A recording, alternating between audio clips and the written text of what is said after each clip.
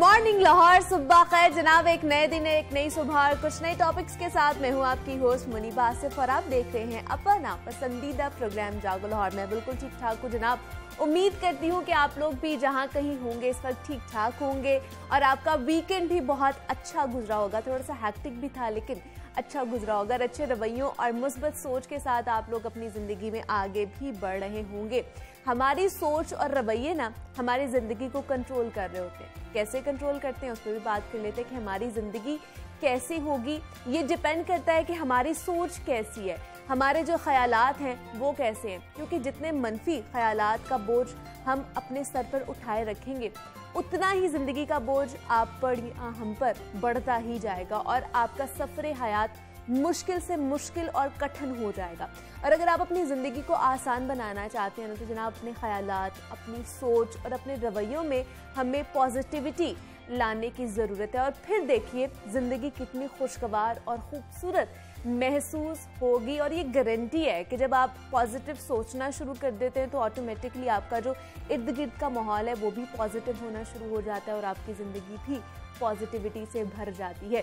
तो इसी पैगाम के साथ जनाब आगे बढ़ते हैं और कुछ बात कर लेते हैं मौसम, सेहत और फिटनेस के हवाले से। तो जनाब दर्द किसी भी किस्म का होना तकलीफ दे होता है, लेकिन सर दर्द ऐसा आर्जा है जो इस बीमारी में मुब्तला शख्स को दिन में भी तारे दिखा देता है। और हमने अपने इर्द गिर्द बहुत से लोगों को देखा भी है जो हमेशा ये कहते हुए नजर आएंगे कि जनाब हमारे सर के दर्द का मसला हल ही नहीं होता है और आए रोज जो सर का दर्द है उससे भी कई ज्यादा बढ़ जाता है या फिर आधे सर का दर्द होना शुरू हो जाता है।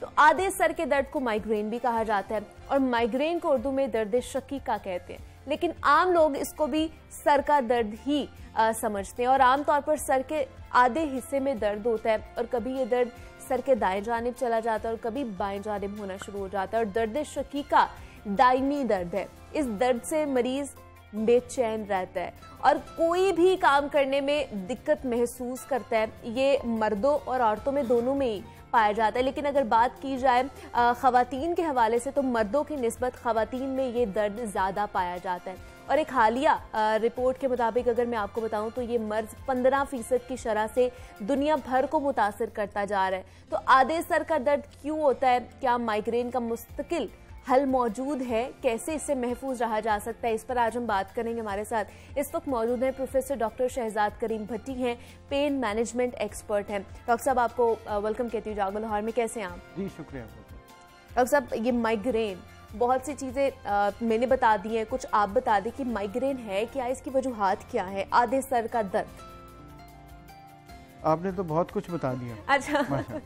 अच्छा इस एक चीज़ में और आपसे ऐड करना चाहूँगा। ये it is 4 times more common in female, 4 गुना ज़्यादा ख़वातीन में है। और जितने हमारे पास मरीज़ आते हैं मेरे ख्याल में मरीज़ इससे बहुत ज़्यादा हैं जो हमारे पास आते नहीं। होता क्या है कि लोग दर्द की दवाइयाँ खाते रहते हैं, जो भी ओवर द काउंटर दवाइयाँ मिलती हैं वो खाते रहते हैं और वो हमारे पास उस वक्त आते हैं जब हालात एक हद से ज़्यादा गुजर जाते हैं। ठीक है। सो जितनी भी रिपोर्ट हो रही है मेरे ख्याल में जो दर्द उससे ज़्यादा है। और चूँकि एक साइड पे दर्द होती है उसके साथ ये दर्द आहिस्ता आहिस्ता जब बढ़ती जाती है और अल्टीमेटली ये बंदे को इस काबिल भी नहीं छोड़ती कि वो डेली के रूटीन पे काम कर सके। एग्जैक्टली, बिल्कुल ऐसे ही। लेकिन इसमें 2 चीज़ें ज़रूरी हैं कि एक दर्द को पहचानना ज़रूरी है। अच्छा। ये दर्द कौन सी है और किसको माइग्रेन कहते हैं। माइग्रेन होती है आधे सर की दर्द और इस दर्द की तकरीबन 3-4 स्टेजेस होती हैं। मसलन जिसको माइग्रेन होती है उसको मेडिकली 3-4 स्टेज में तकसीम करते हैं। जैसे सबसे पहले एक प्रोड्रोम होता है, उसको तकरीबन 24 घंटे पहले उसको अंदाज़ा होना शुरू हो जाता है। अच्छा। डिप्रेशन होनी शुरू हो जाएगी, कॉन्स्टिपेशन हो जाएगी, काम करने को दिल नहीं करेगा, उसको अंदाज़ा होना शुरू हो जाता है कि मुझे कुछ होने वाला है। उसके बाद कुछ चंद घंटे पहले उसको हम ऑरा कहते हैं अपनी ज़ुबान में, उसमें उनको कुछ फ्लैश लाइट्स नजर आनी शुरू हो जाएंगी और उनको महसूस होगा कि डिप्रेशन होनी शुरू हो गई है, काम करने को दिल नहीं कर रहा, बस जैसे किसी को अंदाज़ा हो जाता है कुछ होने वाला है। And then comes the attack. ये साइंस एंड सिम्टम्स आना शुरू हो जाते हैं। बिल्कुल ऐसे ही होता है। ठीक है। और फिर अटैक आना शुरू होता है। उसमें क्या होगा कि शदीद दर्द एक साइड पे, वो थ्रॉबिंग हेडेक होती है, ऐसे करके ना दर्द एग्जैक्टली, हाँ। रोशनी अच्छी नहीं लगती, लाइटें चुभनी शुरू हो जाती हैं, मतली आती है, चक्कर आने शुरू हो जाते हैं और बाज़ वक़्त वॉमिटिंग शुरू हो जाती है। और ये 4 घंटे से लेके तकरीबन कोई 72 घंटे तक रह सकता है। और फिर जब ये ख़त्म हो जाए तो उसके बाद फिर ये इसको हम पोस्ट अटैक सिम्टम्स आते हैं। उसमें भी कन्फ्यूजन है, नींद नहीं आती, भूख नहीं लगती। सो एक पूरा एक सेट ऑफ कॉम्प्लेक्स सिम्टम्स है जो माइग्रेन को रिप्रेजेंट करता है। मतलब एक ये बड़ी ख़तरनाक बीमारी भी है ये, और इसको हम बड़ा लाइटर नोट पे लेके चल रहे होते हैं, लेकिन इसकी वजह क्या है? क्यों माइग्रेन और आधे सर का दर्द क्यों होता है? अच्छा, एक साइंटिफिकली स्पीकिंग इसके कुछ खून की नालियाँ दिमाग की फैलना शुरू कर देती हैं। अच्छा। जिससे ये दर्द होती है। सही। लेकिन इसकी कोई ख़ास 70% में रीज़न कोई भी नहीं है।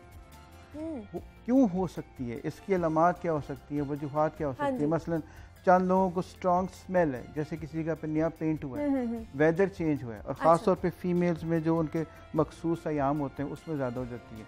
स्ट्रेस है, जॉब स्ट्रेस है, अपने घर में कोई स्ट्रेस है। इसके अलावा बाज़ लोग जो ओवर एक्सरसाइज कर लेते हैं या ओवर बर्डन हो जाते हैं, थक ज़्यादा जाते हैं। चॉकलेट्स बहुत ज़्यादा लोग इस्तेमाल करते हैं। निकोटीन ज़्यादा ले लेते हैं, चीज़ ज़्यादा। So it can be triggered. बहुत सारी चीज़ें हैं इससे ट्रिगर हो जाती है। लेकिन उसको आइडेंटिफाई करने की जरूरत है। हर पेशेंट को पता लग जाता है कि मुझे ये होने वाली है। अच्छा, जो साइकिल आप बता रहे हैं कि माइग्रेन होने से पहले 24 घंटे पहले एक साइकिल सा शुरू हो जाता है, डिप्रेशन और बाकी सारी साइंस एंड सिम्टम्स आए, और ये हर दफा होता है जब भी माइग्रेन होना शुरू होता है? ऑलमोस्ट। ये ड्यूरेशन कम ज़्यादा हो सकती है, 2 घंटे हो सकती है, 1 घंटा हो सकती है, 4 घंटे हो सकती है। लेकिन माइग्रेन हम उसी को कहेंगे जब ये सारे सिम्टम्स साथ आएंगे, और वो जल्दी भी आ सकते हैं। और लेकिन ये होते इसी तरह ही है। हर पेशेंट जो हमारे पास ऑलमोस्ट माइग्रेन वाला आता है, उसको पता होता है कि मुझे कुछ होने वाला है। होने वाला है। तो इसका फिर क्या हल क्या है इसका? क्योंकि लोग तो मैंने बहुत से देखे हैं कि वो आम सा इसको सरदर्द समझते हैं, पेन किलर्स खा लेते हैं, वो वक्ती तौर पर उन्हें आराम आ जाता है और वो समझते हैं कि ये सर का दर्द था, आम जो होता है हमें, और वो इसको इग्नोर कर देते हैं। इसकी वर्स्ट कंडीशन कहाँ तक जा सकती है? अच्छा, इसके हल जो है ना, उसको हम 2 हिस्सों में तकसीम करते हैं। कुछ ऐसी चीज़ें जो हम घर में कर सकते हैं, कुछ ऐसी चीज़ें जो घर में नहीं कर सकते। सबसे पहले वो चीज़ जो घर में कर सकते हैं, घर में क्या, जिसको माइग्रेन होती है, एक तो उसको एक जो चमकने वाली चीज़ें हैं, जैसे फ़ोन है, लैपटॉप है, टीवी है, जो फ्लैश लाइट्स है, उससे परे कर दें। कमरे की लाइट्स बिल्कुल डिम कर दें। उसको किसी ठंडी जगह पे ले जाएं। उसको पानी की मिकदार उसके जिस्म में, उसको पानी पिलाएं। वो आहिस्ता आहिस्ता ये सारी शिद्दत उसकी कम होती जाएगी। अगर इन सारी चीज़ों से कंट्रोल में नहीं होता, दैन उसको हॉस्पिटल में ले जाएं। अच्छा, हॉस्पिटल में भी इसका कोई मुस्तकिल इलाज नहीं है। इसका हम दर्द की दवाइयाँ दे देते हैं, बाज़ों का ज़्यादा दर्द होता है इंजेक्शन्स लगा देते हैं। फिर हम लोग अपनी जो पेन मैनेजमेंट में एक जो नया हम काम करते हैं, वो एक ओजोन थेरेपी कहते हैं। अच्छा, उसमें उसका कॉन्सेप्ट ये है कि बेसिकली हमें लगता है, ये जो रिसर्च भी ये कहती है कि कुछ ऑक्सीजन की कमी होती है, जिससे खून की नालियाँ फैलती हैं, जिससे पेन शुरू हो जाती है। हम क्या करते हैं कि ozone is basically purest form of oxygen. हम उस ओजोन को लेके स्किन के ऊपर लगाते हैं। ओजोन बेसिकली गैस है, स्किन के ऊपर लगाते हैं, स्किन के अंदर नहीं। वो एब्जॉर्ब हो जाती है। वो उस जगह पे जो ऑक्सीजन की कमी है वो बेहतर हो जाएगी, इन्फ्लेमेशन या सोजिश है वो बेहतर हो जाएगी, और आहिस्ता आहिस्ता दर्द ठीक हो जाती है। और एट टाइम्स ऐसे को 25-26 साल की जिनको पुरानी माइग्रेन थी, वो भी 1 या 2 सेशन से ठीक हो जाती है, और किसी किस्म का कोई साइड इफेक्ट, कोई नुकसान भी नहीं है। ठीक है। और उसमें सिर्फ एक चीज़ जो मैं तमाम अपने देखने वालों को चाहूँगा, और आप सबको, कि एक कुछ रेड फ्लैग्स होते हैं। ये हमें ये पहचानना चाहिए कि ये माइग्रेन कोई ज़्यादा खतरनाक वाला काम है, या हर दर्द माइग्रेन नहीं है। हाँ जी, एग्जैक्टली। मसलन अगर किसी को वॉमिटिंग हो रही है, ठीक है, बेतहाशा दर्द हो रही है, दवाइयों से कंट्रोल नहीं हो रही, अच्छा, और ख़ास तौर के ऊपर अगर किसी को फिट पड़ना शुरू हो गया, किसी को दौरा पड़ना शुरू हो गया, इसका मतलब है कि ये दर्द कोई और भी हो सकती है। उसको आइडेंटिफाई करने के लिए फिर वो हम MRI करते हैं। खुदा न खास्ता कोई ट्यूमर तो नहीं है, खुदा न खास्ता कोई ऐसी चीज़ तो नहीं है, क्योंकि बेतहाशा लोग ऐसे हैं जो दर्दों को छुपाते रहते हैं दवाइयाँ खा के, और निकलती हो कुछ और है। सो टिप ये है कि अगर चक्कर आ रहे हैं, ठीक है, और वॉमिटिंग ज़्यादा हो रही है, ठीक है, दर्द कंट्रोल नहीं हो रही, और पेशेंट को फिट पड़ गया, ये वो टाइम है जब आपको किसी डॉक्टर से कंसल्ट करना है।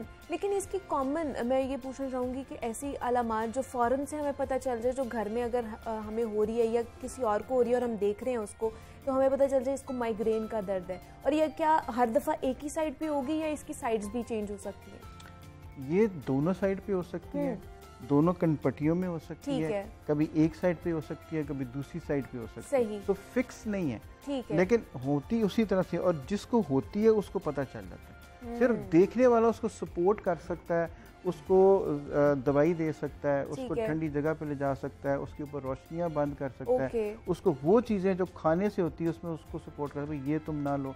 लेकिन जिसको भुगतना है वो भी अगर अपनी एहतियात, और इसका सबसे जो बेहतरीन चीज़ है वो इसकी एहतियात है। इलाज बेहतरीन नहीं है, एहतियात बेहतरीन है। बिल्कुल हर बंदे को अपनी कैपेसिटी का पता है, मैं कितनी एक्सरसाइज कर सकता हूँ, मैं कितना थक सकता हूँ। स्लीप बड़ी ज़रूरी है, अगर आपकी नींद पूरी नहीं हो रही उसमें चांसेस ज़्यादा है। लेकिन जब ये पेन स्टार्ट होती है डॉक्टर साहब, मैंने ऐसे पेशेंट्स को भी देखा है कि वो रात भर सो भी नहीं पाते, और ये जैसे आपने बताया कि इसका ड्यूरेशन 72 घंटों तक भी चला जाता है, तो वो 2-2, 3-3 दिन भी नहीं सो पाते। तो फिर क्या करना चाहिए इस तरह में? उसमें तो सिर्फ हम माइग्रेन के उस एपिसोड के ख़त्म होने का इंतज़ार कर सकते हैं। अच्छा, मैं सिर्फ बता रहा हूँ आपको कि उसको बचने के लिए क्या करना चाहिए। अगर किसी को पता लगता है कि मेरी नींद पूरी नहीं है, तो ये बहुत ज़्यादा होती है उस अंडर स्ट्रेस करने के लिए। जी, इसके अलावा किसी को चॉकलेट से, किसी को चीज़ से, और ख़ास तौर पे ख़वातीन को ड्यूरिंग उनके मखसूस अयाम में, और ख़ास तौर पे मेरे पास ज़्यादा ख़वातीन आती हैं, उनको स्ट्रॉन्ग स्मेल से, जैसे पेंट की स्मेल है, स्ट्रॉन्ग परफ्यूम है, कोई ऐसी जगह जहाँ पे बहुत ज़्यादा ऑर्डर है, उससे भी ट्रिगर हो सकती है। अच्छा, ठीक है। उन चीज़ों से जिस हर बंदे को अपना पता चल जाता है, तो इलाज तो हम कर लेंगे, चाहे दवाइयाँ दे दें, चाहे ओजोन लगा दें। बेहतरीन काम ये है कि इससे बचा जाए, नंबर 1। नंबर 2, जो कुछ है उसको घर में सबसे पहले कंट्रोल करने की कोशिश की जाए, जो कि पॉसिबल है, जो कि हो सकती है। लेकिन बहुत से लोग ये भी कहते हैं डॉक्टर साहब कि अगर आपको एक दफ़ा माइग्रेन का दर्द शुरू हो जाता है तो ये सारी ज़िंदगी आपके साथ चलता है। इट इज़ अ मिथ, और इसमें रियलिटी है? काफ़ी हद तक इसमें रियलिटी है। अच्छा। लेकिन वो कि अगर आप मुहतात रहेंगे तो इसकी एक तो ड्यूरेशन कम हो जाएगी, नंबर 2 शिद्दत कम हो जाएगी। Once you are mentally prepared कि कुछ होने वाला है, अच्छा। तो हम उसको वो काम ना करें जिससे हमें ये ट्रिगर हो, वो काम ना करें जिससे ज़्यादा हो। और ख़ास तौर पर जब शुरू हो जाए किसी को, तो वो बजाय इसके कि वो ये चेक करता रहे कितनी की होती है, वो फ़ौरन एहतियात पे आ जाए, ताकि वो जो पीक है उसकी वो ना आए। क्या ये लोगों में चांसेस हो सकते हैं कि इनको ब्रेन हैमरेज भी हो सकता है? अगर माइग्रेन का दर्द ज़्यादा बढ़ जाता है तो वर्स्ट कंडीशन हो जाती है? नहीं, माइग्रेन से हैमरेज नहीं होती। माइग्रेन सिर्फ स्किन के बाहर खून की नालियों में होती है। लेकिन हैमरेज की और वजूहात है, यही तो मैं आपसे अर्ज कर रहा हूँ ना, कि हमें इनको आइडेंटिफाई करना ज़रूरी है कि कहीं हैमरेज की जो पेन है, फिर उसमें बंदा बेहोश हो जाएगा, उसके अंदर उसको फिट पड़ जाएगा, और वो दर्द किसी भी दवाई से ठीक नहीं होगी। माइग्रेन में फिट नहीं पड़ता आमतौर के ऊपर, माइग्रेन के अंदर बंदा बेहोश नहीं होता, क्योंकि माइग्रेन और एपिलेप्सी दो मुख्तलिफ मिर्गी एक और चीज़ें। So migraine is basically a pain. और मैं फिर आपसे कहूँगा कि जितने हमें लोग हमारे पास आते हैं, उससे बेतहाशा लोगों को ज़्यादा सिर्फ उसकी शिद्दत कम है, हम दवाइयाँ अपनी खुद खा लेते हैं, जिससे हमें वो आइडेंटिफाई नहीं होता।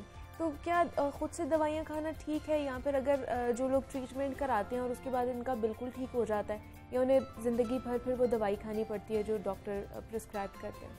अच्छा, माइग्रेन के लिए कोई मुस्तकिल दवाई नहीं है। अच्छा। आपको सिर्फ एहतियात करनी है, उस दौरान जब हो तो दवाई खानी है।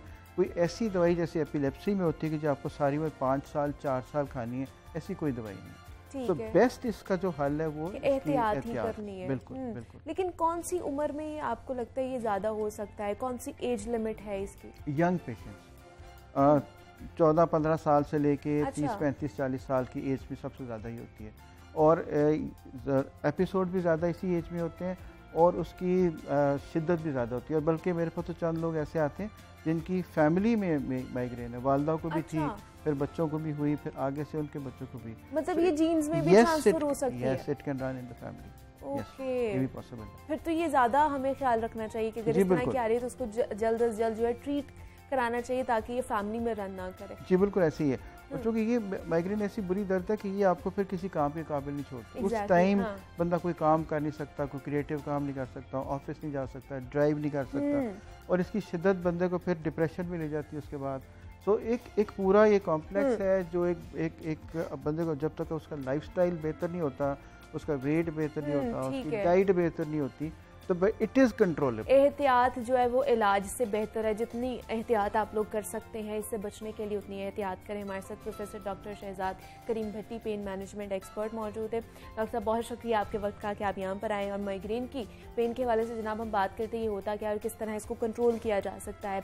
यहाँ पर एक छोटी सी ब्रेक लेते हैं, आपने कहीं नहीं जाना, मिलते हैं इस ब्रेक के बाद।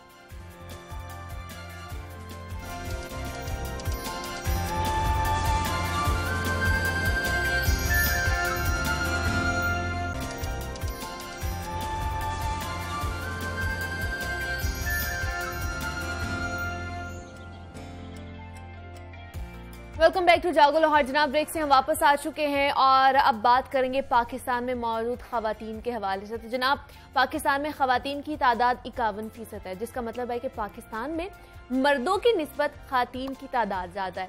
और इस लिहाज से अगर बात की जाए तो किसी भी मुल्क की तरक्की का दारोमदार खातीन को मुहैया की गई सहूलियात पर होता है। जितनी सहूलियात खवातीन को मर्दों के बराबर दी जाएंगी, उतनी ही तरक्की के मौके बढ़ते जाएंगे। लेकिन हालिया वर्ल्ड इकोनॉमिक रिपोर्ट के मुताबिक पाकिस्तान में सिन्फी मसावात के लिहाज से दुनिया के बदतरीन ममालिक में शामिल कर लिया गया है। सिन्फी मसावात में पाकिस्तान सिर्फ अफगानिस्तान से आगे है, जिसका मतलब ये है कि जनाब पाकिस्तान में सिन्फी मसावात है ही नहीं। और रिपोर्ट के मुताबिक ये बताया गया है कि पाकिस्तान में खातीन को मैसर सहूलियात ना होने के बराबर हैं। वर्ल्ड इकोनॉमिक फोरम के हालिया रिपोर्ट के मुताबिक पाकिस्तान खवातीन को तालीम के मौके फराहम करने में 135वें नंबर पर मौजूद है। और मजीद रिपोर्ट में यह भी कहा गया है कि पाकिस्तान में खवातीन के लिए तालीम, रोजगार और मेडिकल की सहूलियात का फुकदान है। तो खवातीन के साथ ऐसा नारवा सलूक क्यों होता जा रहा है? क्या पाकिस्तान में खातीन मुल्क की तरक्की में अहम किरदार अदा नहीं कर सकती हैं? इस सब पर आज बात करेंगे। हमारे साथ इस वक्त मौजूद हैं शमसा अली साहिबा हैं, माहिर कानून हैं और सोशल एक्टिविस्ट भी हैं। मैडम, आपको खुश आमदीद कहती हूँ जागो लाहौर में। कैसी हैं आप? बिल्कुल ठीक, शुक्रिया बहुत आपका। मैडम, 51% पाकिस्तान की जो आबादी है वो मुश्तमिल है खवातीन पर। इतनी बड़ी तादाद में खवातीन पाकिस्तान का हिस्सा है, तो आपको क्या लगता है ये फिर भी जो नारवा सलूक किया जाता है, बराबर सहूलियात नहीं दी जाती हैं, क्या वजह लगती है आपको इसकी? जी बहुत शुक्रिया बेटा। जैसे आपने बताया, मैं एडवोकेट भी हूँ सुप्रीम कोर्ट की, और ख़वातीन के हवाले से भी मेरा थोड़ा बहुत जो मैं कर सकती हूँ पिछले 40 साल से वही है कि उम्र गुजरी है इसी दश्त की सयाही में, कोशिश है। तो देखिए, आपने भी कहा ना कि औरतें जो है वो जब तक नहीं आएंगी उसमें फील्ड में, उसके बगैर तो कोई भी मुल्क तरक्की नहीं कर सकता। आपका पाकिस्तान बना कैसे था? कितनी बड़ी ख़वातीन की आपकी तादाद थी आपके साथ, और वोट दिया था ख़वातीन ने। ये बहुत बड़ी बात है। आपको पता है वेस्टर्न ममालिक और अमेरिका में कितनी मुश्किलों से औरतों ने अपने वोट का हक हासिल किया था। तो हमारा तो उस वक्त भी वोट था ख़वातीन का। लेकिन वही बात है, अफसोस की बात है कि जो हमारे जितने भी फाउंडिंग फादर्स, जितने वो ज़्यादा मैं समझती हूँ कि सही मुसलमान थे, सही इस्लाम को समझते थे, ख़वातीन के हकूक़ के बारे में कायदे आज़म ने क्या क्या नहीं कहा। उन्होंने कहा कि सबसे बड़ा जो जुल्म है कि औरत को आप 4 दीवारी में अंदर रखें, हालांकि उसको आपके साथ शाना बशाना होना चाहिए। फिर उन्होंने कहा कि 2 ताकतें हैं दुनिया में, एक कलम की ताकत है और एक तलवार की ताकत है, लेकिन उन दोनों ताकतों से एक और ताकत बड़ी है जो कि औरत की ताकत है। ये उन्होंने, ये कायदे आज़म आपके उनका फरमान है, और ये वो इंसान है जिसने आपको ये पाकिस्तान दिया।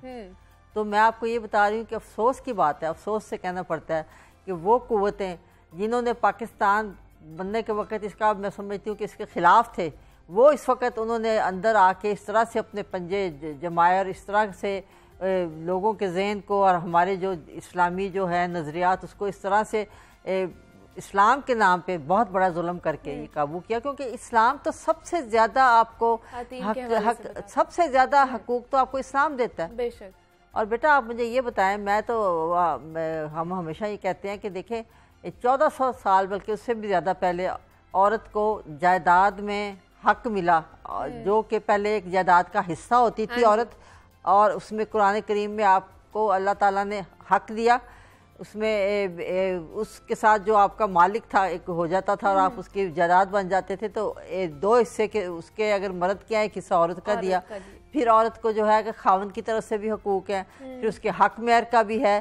तो ये सब कुछ होते हुए अगर ये आप सब कुछ कर लें तो मैं समझती हूँ कि इस वक्त औरतें जो हैं वो कम से कम आधा जो है ना आपका जो मुईशत है उसमें जो हिस्सेदार ख़वातीन हों। लेकिन ये वही माइंड सेट है ना कि जी हमने नमाज तो पढ़ी है। लेकिन आपको लगता है कि मतलब ऐसी भी कम्युनिटी है यहाँ पे अभी भी एग्जिस्ट करती है जिनको लगता है कि ख़वातीन कोई अपना किरदार अदा नहीं करती हैं, वो चाहे मैशत में हो जाए, वो चाहे घर में हो जाए, वो चाहे और मामलात में हो जाए? आपको लगता है कि ऐसा है? बिल्कुल जी, यही मैंने कहा ना कि लोग इस बात को समझते नहीं है कि औरत जो है अभी भी जो उसका रोल होता है देखें जो उसका रोल है औरत का, वो तो ये है कि वो जो घर का भी काम करती है। अगर आप देखें कि कोई भी जो भी घर जो होते हैं बेसिक यूनिट आपका, वो चल ही नहीं सकता जब तक कि घर में औरत ना हो। और उसके अलावा भी मैं आपको ये बताना चाहती हूँ कि औरत का तो इतना मुकाम है कि वो कहते हैं कि जी ये जो मर्द जो सबसे ज़्यादा कभी कोई मुश्किल काम दुनिया में कोई भी करता है, वो अंग्रेज़ी में भी उर्दू में भी कहते हैं कि जी ये हमारे खून पसीने की कमाई है,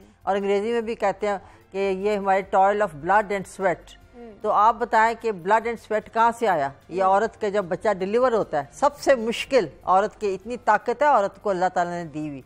और मैं ये अफसोस की बात है कि जो हम ये कहेंगे जी हम बड़े अच्छे मुसलमान हैं जी, हम तो रोज़ा रखते हैं, 5 वक्त की नमाज पढ़ते हैं, जुमा पढ़ते हैं जी, अपनी बहनों को हक देते हैं। नहीं जी नहीं, वो हमारे कबीले का, ये तो वहाँ कबीला याद आ जाता है जो कि अल्लाह रसूल का वाज़े हुक्म है। तो ये इस तरह से इन्होंने औरतों को, सबसे बड़ी बात है कि जो भी तबका आपका मुआशी तौर पे जिसकी मईशत में जो इकोनॉमिकली जो तबका जो भी होगा, गरीब होगा, वो जारी बात है वही कमज़ोर होगा। तो इन्होंने औरतों को जानबूझ के इस तरह से हमारे मुआशरे में किया गया हुआ है कि मैं समझती हूँ कि बहुत ज़रूरी है इस पर। इसीलिए अब आप देखें कि ये हमारी कई हुकूमतों ने यही किया कि अगर औरत का कोई हक नहीं मारा जाना चाहिए किसी किस्म का जायदाद में, और बहुत से मौके फराम है हमारे पास। पहले तो सिर्फ ये होता था कि आपको कोर्ट में जाना पड़ता था, अब आप ऑम्बड्स पर्सन के पास भी जा सकते हैं, और आप इवन नादरा के पास जाके भी अपना हक ले सकते हैं। लेकिन लेती कितनी औरतें हैं? अफसोस की बात यह है कि जब भी कभी औरत अपने हक के लिए क्यों इस चीज का जवाब आपके पास है कि क्यों नहीं निकलती औरतें घर से? अगर उन्हें अपने बुनियादी हकूक का पता नहीं है?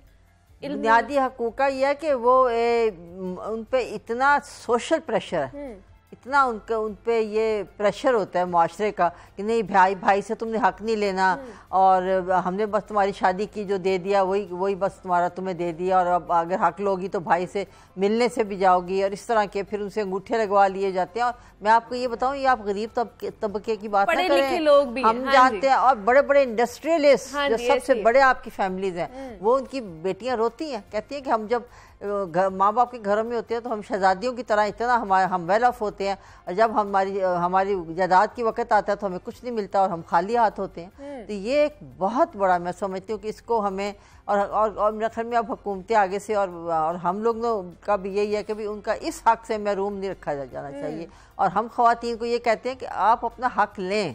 देखिए आपका हक है, आप लें, 2 साल 4 साल अपने पास रखें। अगर आप समझती हैं उसके बाद अगर किसी को आप दें, उसको पता तो हो कि इसने मुझे खुद दिया, भाई तो समझता है कि हमारा हक है, हमारा ही हक या है, जो भी मर्द हजरात हैं वो ये समझ के तो इसको वो अपना, यानी कि वो मुड़ के भी नहीं देखते, ये सोचते नहीं कि ये इस औरत का हक था। एग्जैक्टली, मतलब वो बहन अपना हक मांग ले तो वो फिर उसको बुरा समझते हैं। और अल्लाह रसूल का कुरान का हुक्म है, और आपका इस्लामी जमहूरिया पाकिस्तान है जहाँ पे कि इस्लाम, तो ये तो असल तो है हकूकुल इबाद।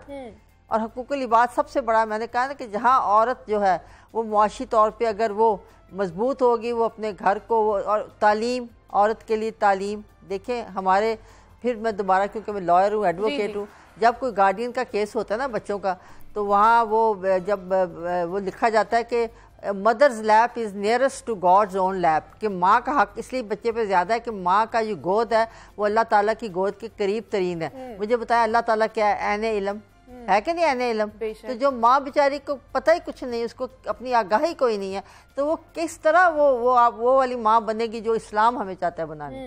तो ये है कि सबसे पहले, और ये इस्लाह सब हैं, लेकिन हम उस पर अमल नहीं करते कि अगर एक औरत पढ़ेगी तो पूरा खानदान पड़ेगा, ये है कि नहीं? हर कोई जानता है, हर एक के मुंह पे ये बात है, लेकिन अमल जब काम होता है बेटे की तालीम पे पैसे खर्च करेंगे, बेटी को कहेंगे नहीं जी बस इतना काफ़ी है, जो तुमने कर लिया बस बहुत है। तो ये मैं आपको ये कहना चाहती हूँ कि जब तक हम ये चीज़ें हम इसको देखेंगे, हम मुआशरे, वो कहते हैं ना कि जब तक एक मुआशरा अपने आप को खुद नहीं बदलता। मैं तो आपको फातिमा जिन्ना की हमेशा लोगों को मैं देती हूँ उनका ये आप देखें उनका एग्जाम्पल कि जब ये पहला हमारा डिक्टेटर आया तो 70 साल की थी फातिमा जिन्ना साहिबा, और वो क्योंकि पाकिस्तान में हरावल दस्ता थी पाकिस्तान का, तो वो उन्होंने जो तकरीरें की हैं, जो जब वो अयूब खान के खिलाफ खड़ी हुई हैं, वो अपने बाप के लिए नहीं खड़ी हो रही थी, अपने बेटे के लिए नहीं कोई अपने भाई को कुछ देने के लिए नहीं, सिर्फ इस मुल्क के लिए, पाकिस्तान के लिए, इंसानियत के लिए, जमहूरियत के लिए। उनकी आप तकरीरें कभी सुने, मैं कहती हूँ कायदे आज़म की तो खैर थे जो थे, लेकिन उनकी भी उनसे किसी तरीके से कम नहीं थी तकरीरें। मुझे बेटा इत्तेफाक हुआ था, मैं फुल ब्राइट विजिटिंग स्कॉलर हुई थी, अमेरिका गई थी, तो वहाँ जाके मैं पाकिस्तान के बारे में जब बात करती थी तो वो समझते थे पाकिस्तान कोई जंगल है, कोई पता नहीं कौन लोग यहाँ कोई रहते हैं, सारे जंगली हैं, उनको कुछ आइडिया नहीं अमेरिका वालों को होता था कि ये। तो जब मैंने बताती थी, मैंने कहा हमारा मुल्क कोई लड़ाई झगड़े में या कोई मिलिटेंट उससे नहीं बना था, हमारा मुल्क दुनिया के सबसे बड़े कॉन्स्टिट्यूशनलिस्ट जो थे वो बैठे थे, उन्होंने बनाया था, और इसमें औरतों का बड़ा हिस्सा था। फिर मैं उनको तस्वीर दिखाती थी कायद आज़म की और फातिमा जिन्ना की। आप बिलीव करें कि वो जो मतलब मैंने हर सेक्टर ऑफ सोसाइटी में जाके अमेरिका में जो उस एरिया के थे नेब्रास्का के, वहाँ जाके मैंने उनसे बात की, तो वो फिर जाके अपने इंटरनेट पे सर्च करते थे और फिर आते थे, एंड दे वुड उनका ओपिनियन चेंज होता था कि अच्छा पाकिस्तान तो इस तरह बना था। उनका ख्याल था कि ये सारे पता नहीं लड़ाइयाँ झगड़े या पता नहीं खून खराबे टेररिज्म और क्या जिस तरह हमारे मुल्क के बारे में, इसलिए कि हमने औरतों को आगे लेके नहीं आए ना, सॉफ्ट फेस लेके नहीं आए। जितनी आपकी लड़ाइयाँ झगड़े कॉन्फ्लिक्ट है उसी को पोर्ट्रे करते और आगे लेके चलते आपका जो। फिर आपने सेहत की बात की, और सेहत का क्या हालत है हमारी कि सबसे ज़्यादा मटर्नल मोर्टेलिटी जो औरत जचगी में जो अमवात होती हैं वो हमारे मुल्क में। जो छोटे बच्चों की नौज़ायदा बच्चों की होती हैं अमवात, वो हमारे मुल्क में है। तो ये कितनी अफसोसनाक बात है कि इस चीज़ पे हमने कभी कोई वो ध्यान ही नहीं दिया। मैंने एक छोटी सी किताब लिखी थी, द कुरानिक सोसाइटी, बहुत छोटी सी किताब थी।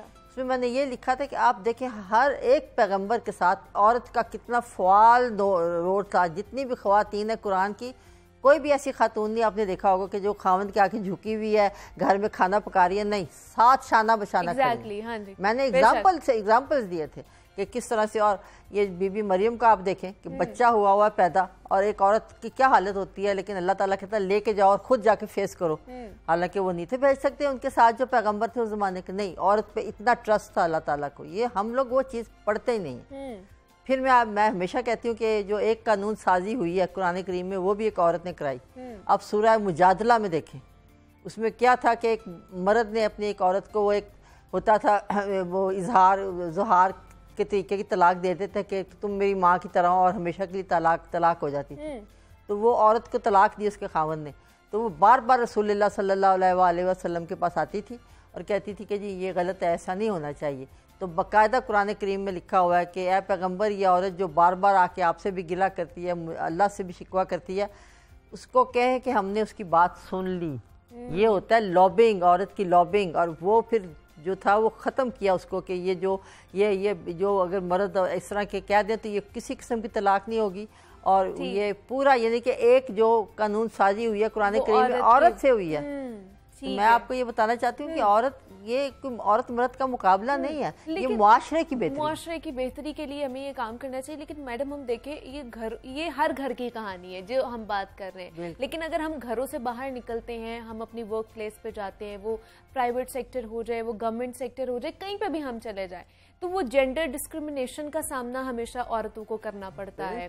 अब वैसे भी उन्हें सीनियरिटी और उसमें रखा जाता है कि हम लोग सीनियर हैं, हम लोग सीनियरिटी में रखते हैं ज़्यादा। तो इस चीज़ को फिर किस तरह कम किया जा सकता है? वही मैंने कहा ना कि जी ये चीज़ें तो हमें हर वक्त, अब जिस तरह आप ये प्रोग्राम कर रहे हैं, हाँ जी, ये बहुत बड़ा मैं समझती हूँ कि ये इससे अच्छा सोशल वेलफेयर का और इससे अच्छा सोसाइटी के लिए काम हो नहीं सकता। अब देखें ना, जैसे एक वक्त था कि वो एक हमारे जर्नैल साहब ने, एक हमारी डॉक्टर साहब थी, उसमें आर्मी में ब्रिगेडियर तक पहुंच गई। आगे जब वो जनरल तक जाने लगी तो कहने लगी जी बहुत बात है, ब्रिगेडियर तक गई औरत, आगे जाने की ज़रूरत नहीं है। लेकिन अब औरतें भी जा रही हैं, जनरल्स भी बन रही हैं। तो कहने का फिर आपको पता है, जैसे आपने कहा कि ये जाके फेस करना और जाके अपना काम करना औरत के लिए इतना आसान नहीं है। जो आपको ये sexual harassment at work place के कवानीन बने, उन पे अमल दरामद। बात ये ना कि कवानीन तो इतने हैं बेटा कि अब हमें और कवानीन बनाने की जरूरत नहीं है। वैसे तो कवानीन हमारे इस्लामी जो 14-15 साल से बने हुए हैं, लेकिन उसके बाद हमने भी जो कानून साजी किया, हमारा आइन का जो 25 का शिक्का है वो साफ कहता है कि सेक्स की बुनियाद पे किसी किस्म की डिस्क्रिमिनेशन नहीं है आपके आइन में। हाँ जी। लेकिन जो हो रहा है ग्राउंड रियलिटी है वो हमें देखना है। तो इसके लिए मैं ये समझती हूँ कि हमें जितनी भी ज़्यादा से ज़्यादा इस पर बात की जाए, और जितने अब जैसे अब ये आप देखें कि इसमें जो हमारी है ये असेंबलीज़ हैं उसमें बात होनी चाहिए ख़वातीन का रोल के भी क्या होता है और किस तरह से हमें इस पर हम कोशिश भी करते हैं, करनी चाहिए जितनी भी हम कर सकते हैं। तो ये, और फिर उसके अलावा ये कि ख़वातीन को मैं तो ये समझती हूँ कि तालीम के लिए ये एक मैंडेटरी है तो सही, लेकिन आपको पता क्या हालात है हमारे तालीम के। तो क्या आपको लगता है कि स्टेट लेवल पर कोई इस हवाले से कोई कानून साजी या कोई ऐसा इकदाम उठाना चाहिए हमें? कानून साजी बेटा बहुत है, आइन में ये है कि ये स्टेट की जिम्मेदारी है कि 16 साल तक जो भी इंसान, लड़का हो या लड़की, उसको स्टेट ने पूरी एजुकेशन देनी है। लेकिन वही बात है कि ज़मीनी हकायक आपके क्या कह रहे हैं, अफसोस की बात यह है। लेकिन इसमें अगर हम लोग सब और आप जैसे ये इस तरह की प्रोग्राम है, ये ज़्यादा ज़रूरी प्रोग्राम है बनिस्बत कि ठीक है और बाकी भी होंगे प्रोग्राम बहुत अच्छे हैं, लेकिन जिससे लोगों में आगाही पैदा हो, शऊर पैदा हो। क्यों कुरान करीम बार बार चीज़ों को रिपीट करता है कि आप शऊर हासिल करें और बार बार, क्योंकि हम लोग जब तक आपको बार बार आप इंसानों में ये बात लेकर ना जाए, उनके जहन में ना लेके जाए, उनको समझ नहीं आ सकती। लेकिन मैं आपको ये बता रही हूँ दोबारा कि जब तक औरत को आप मुआशी तौर पे हो जाए, चाहे ये तालीमी तौर पे हो जाए, हर तरीके से हेल्थ के हिसाब से, जब तक आप उस पर इन्वेस्ट नहीं करेंगे, जब तक आप ख़वातीन को उनका वो मुकाम नहीं देंगे, आपका मुआशरा कहीं भी जाने वाला आगे नहीं है।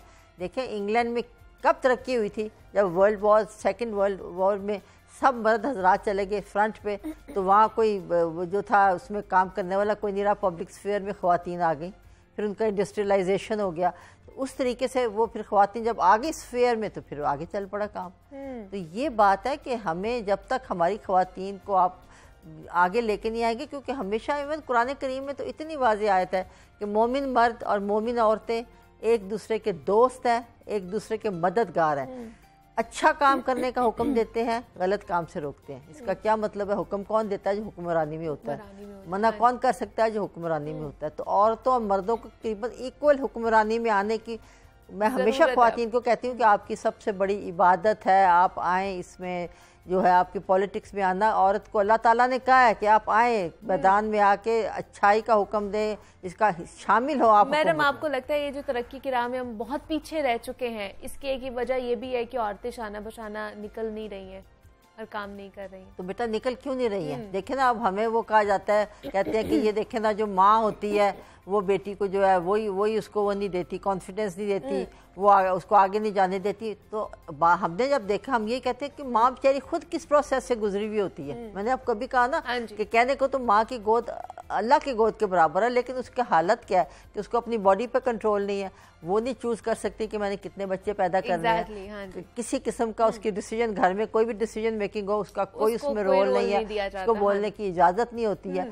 तो ये चीज़ें जब तक आप ये नहीं समझेंगे कि ये आपका कितना बड़ा हिस्सा, और अल्लाह ताला ने कहा है कि आप एक लिबास की तरह एक दूसरे के साथ, आपका कितना अच्छा रोल अल्लाह ताला ने कहा है। और ये भी कहा है कि आप एक दूसरे के दोस्त हैं, एक दूसरे के मददगार हैं। देखिए एक औरत है, वो एक औरत भी है, वो उसका घर भी है, लेकिन एक मुआशरा भी है उसका। और उसमें मुआशरे में अल्लाह ताला ने बाकायदा हुक्म दिया कुरान करीम में कि आपने उसमें अपना हक अदा। तो औरत कैसे हक अदा करेगी अगर उसकी तालीम सही नहीं होगी, अगर उसकी सेहत सही नहीं होगी, अगर उसको आप मौका नहीं देंगे, अगर वो उसकी मोबिलिटी अब बाहर जाती है, औरत अकेली जाना उसके लिए मुश्किल हो जाता है, जा ही नहीं सकती आज के दौर में। तो ये मैं बता रही हूँ ना, तो ये चीजें जब तक नहीं हम ये उसको मुहैया करेंगे, वो कैसे आपका फॉल हिस्सा बनेगा। एग्जैक्टली, बिल्कुल ऐसे ही है। मैडम शम्सा अली साहिबा हमारे साथ मौजूद थी, माहिर कानून है और सोशल एक्टिविस्ट भी है। मैडम बहुत शुक्रिया आपके वक्त का कि आज आप यहाँ पर आई हैं और इस इम्पॉर्टेंट टॉपिक के ऊपर जनाब हमने बात की है। ये जो रिपोर्ट आई है वर्ल्ड वाइड कि पाकिस्तान में ख़वातीन को जो बराबरी के हुकूक नहीं दिए जाते, ये बड़ी एक ख़तरनाक सूरत हाल बनती जा रही है। और जिस तरह हमने बात की कि जनाब छोटी छोटी चीज़ें हैं जिनको हम ठीक करके अपने फैमिली को भी ठीक कर सकते हैं, अपनी सोच बदल सकते हैं, अपना मुआशरा भी बदल सकते हैं। तो इस पर हमें अमल दरामद करना चाहिए और अपने जो ख़वातीन हैं, अपने जो घर की ख़वातीन हैं, उनको हुकूक देने चाहिए जो उनके बुनियादी हुकूक हैं। अब आगे बढ़ते हैं और जैसे फैमिली की बात हो रही है तो कामयाब ख़ानदान बुक का नाम है, ख़ानदानी ज़िंदगी, कामयाब ख़ानदानी ज़िंदगी बुक का नाम है। और अहमद हमाद साहब हमारे साथ मौजूद हैं, उनसे जानते हैं इस किताब का तारुफ और उन्हीं की तरफ चलते हैं। जी अहमद साहब बताइएगा। जी बहुत शुक्रिया मुनीबा। आज जो किताब हमारे पास है वो बहुत ही दिलचस्प है और वो किताब है कामयाब ख़ानदानी ज़िंदगी, फैमिली लाइफ की तामीर व तरक्की के रहनुमा उसूल। ये मौलाना वहीदुद्दीन ख़ान की किताब है। पाकिस्तान के अक्सर घराने इनके नाम से वाकिफ़ हैं। ये बहुत ही ज़बरदस्त आलिम दीन है। कुछ अर्सा पहले ही भारत में इनका इंतकाल हुआ इनका तखस्सुस ये है कि ये दीन को, इस्लाम को जदीद पैराए में बयान करते हैं, और कुछ ऐसे लोग जो मॉडर्न लोग हैं कि मॉडर्न प्रॉब्लम्स हैं तो उन प्रॉब्लम्स का कुरानी नुक्ता नज़र से हल पेश करते हैं। ये हमेशा से कोशिशें होती आई हैं, आलम इस्लाम में ये होती रहेंगी, क्योंकि हमारा ये मानना है कि इस्लाम दीन फितरत है और ये मज़हब यहाँ पे रहने के लिए आया है, और इस मज़हब में खैर है, भलाई है, इंसाफ है, अमन है और सलामती है। इसलिए ये हर इंसान के लिए अच्छा है कि वो इस मज़हब को इख्तियार कर ले, ये हमारा ईमान है। तो इसलिए जितने उलमाए कराम हैं उन्होंने जो जदीद ज़िंदगी है, जो ज़ाहिर है मटीरियल ओरिएंटेड या मटीरियलिस्टिक लाइफ है, उससे जो लोग मुतासर होते हैं, चमक दमक से मुतासर होते हैं, जिनका वो प्रॉब्लम हो जाता है, वो बिल्कुल इसी दुनिया को अव्वल व आखिर मान लेते हैं, मतमा नज़र बना लेते हैं, उनके लिए फिर उलमाए कराम गाहे बगाहे इस तरह के जो किताबें हैं या इस तरह की कोशिशें हैं वो करते रहते हैं। तो मैं आपको चंद चीज़ें इसमें से सुनाता हूँ।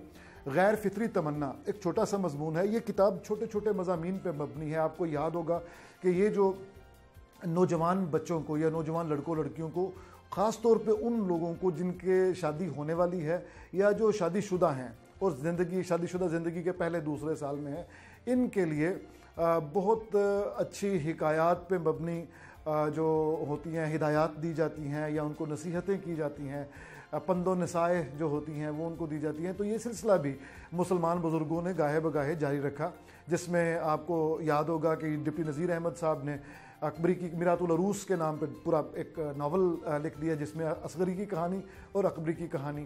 तो अकबरी जो है वो एक बुरी मिसाल है कि इस तरह का नहीं होना चाहिए। असगरी एक अच्छी मिसाल थी कि वैसा शादीशुदा शादीशुदा लड़की को, यानी जो नई नो ब्याहता दुल्हन है, उसको इस तरह का होना चाहिए। तो इसी तरह ये जो मौलाना वहीदुद्दीन खान साहब की ये वाली किताब है, ये भी उन मुखातबीन के लिए है जो जिनकी शादी अभी हुई है। तो ये देखिएगा, उन्होंने कहा कि मशहूर हिंदुस्तानी सिंगर मोहम्मद रफ़ी का एक गाना बहुत मकबूल हुआ कि वो हर माँ बाप के दिल की धड़कन बन गया। कहा जाता है कि मोहम्मद रफ़ी ने जब इसको गाया तो वो शिद्दत तासुर से रो पड़े।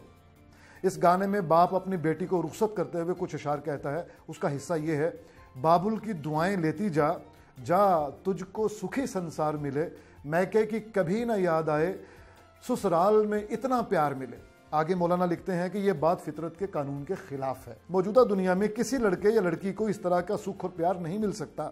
ऐसी हालत में मज़कूरा किस्म के सुख और प्यार को ज़ौजैन के लिए कामयाब ज़िंदगी का मायार बताना ज़ौजैन के साथ नाइंसाफ़ी है, क्योंकि इसके नतीजे में दोनों के अंदर गैर हकीकत पसंदाना जहन बनता है। ये एक इस तरह, यानी जैसे बुज़ुर्ग अच्छे तरीके से समझाते हैं कि बेटा बज़ाहिर ये चीज़ बड़ी अच्छी है, लेकिन तुम्हें इससे मोहतात रहना चाहिए, इस पर ईमान नहीं लाना चाहिए, यकीन नहीं करना चाहिए। इसी तरह एक बड़ा खूबसूरत मजमून है छोटा सा, सूरत या सीरत। अक्सर नौजवान ये ख्वाब देखते रहते हैं कि उनको खूबसूरत बीवी मिल जाए। ज़ाहिर अब इसके मुखातबीन जो हैं ये मर्द हैं, मगर ये सिर्फ एक नादानी की ख्वाहिश है।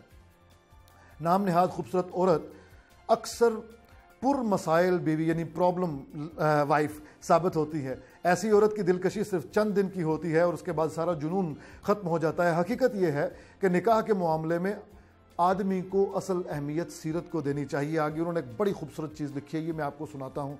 ये मैंने बाकायदा इसको एनसर्कल किया कि अपने नाजरीन के साथ शेयर करूँगा। उन्होंने लिखा कि gorgeous women feel beauty is the only asset and they can not bear the ageing.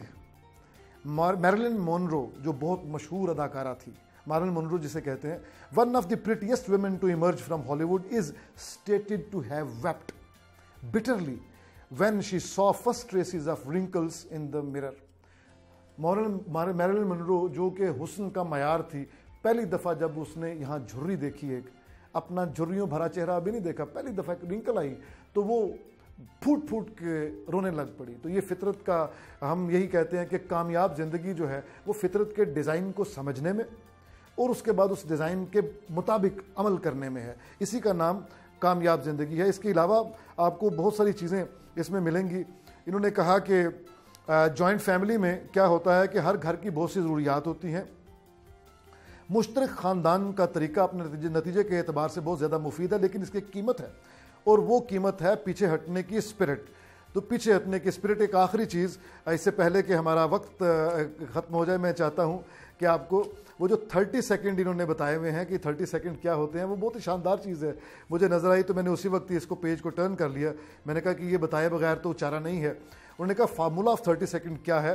हर मनफी जज्बा, मसलन गुस्सा वगैरह का मामला ये है कि जब वो भड़कता है तो अपने आप भड़कता है, लेकिन इब्तदाई तौर पर वो एक हद के अंदर ही रहता है। हद से आगे जाने के लिए ज़रूरत होती है कि कोई उसको बूस्ट करे, बढ़ावा देने वाला हो। ये बढ़ावा देने वाला खुद कोई इंसान होता है।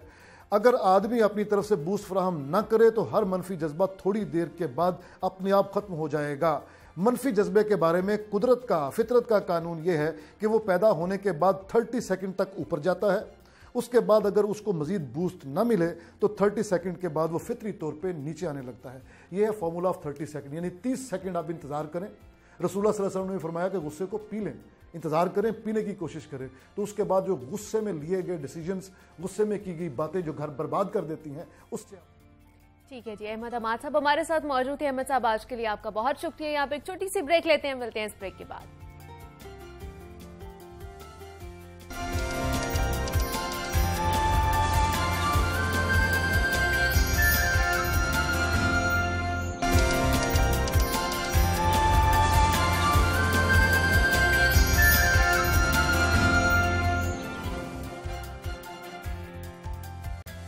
वेलकम बैक टू जागो लाहौर। जनाब, ब्रेक से वापस आ चुके हैं। सेगमेंट है हमारा लाहौर की दुनिया, जिसमें हम लाहौर और लाहौर के मसाइल डिस्कस करते हैं। और गुज़श्ता कई दिनों से सबकी नजरें एक ही सवाल की मुतलाशी थी कि तख्ते लाहौर का अगला वारिस कौन होगा। और उसके लिए सबको कल होने वाले ज़िमनी इंतखाबात का इंतजार था।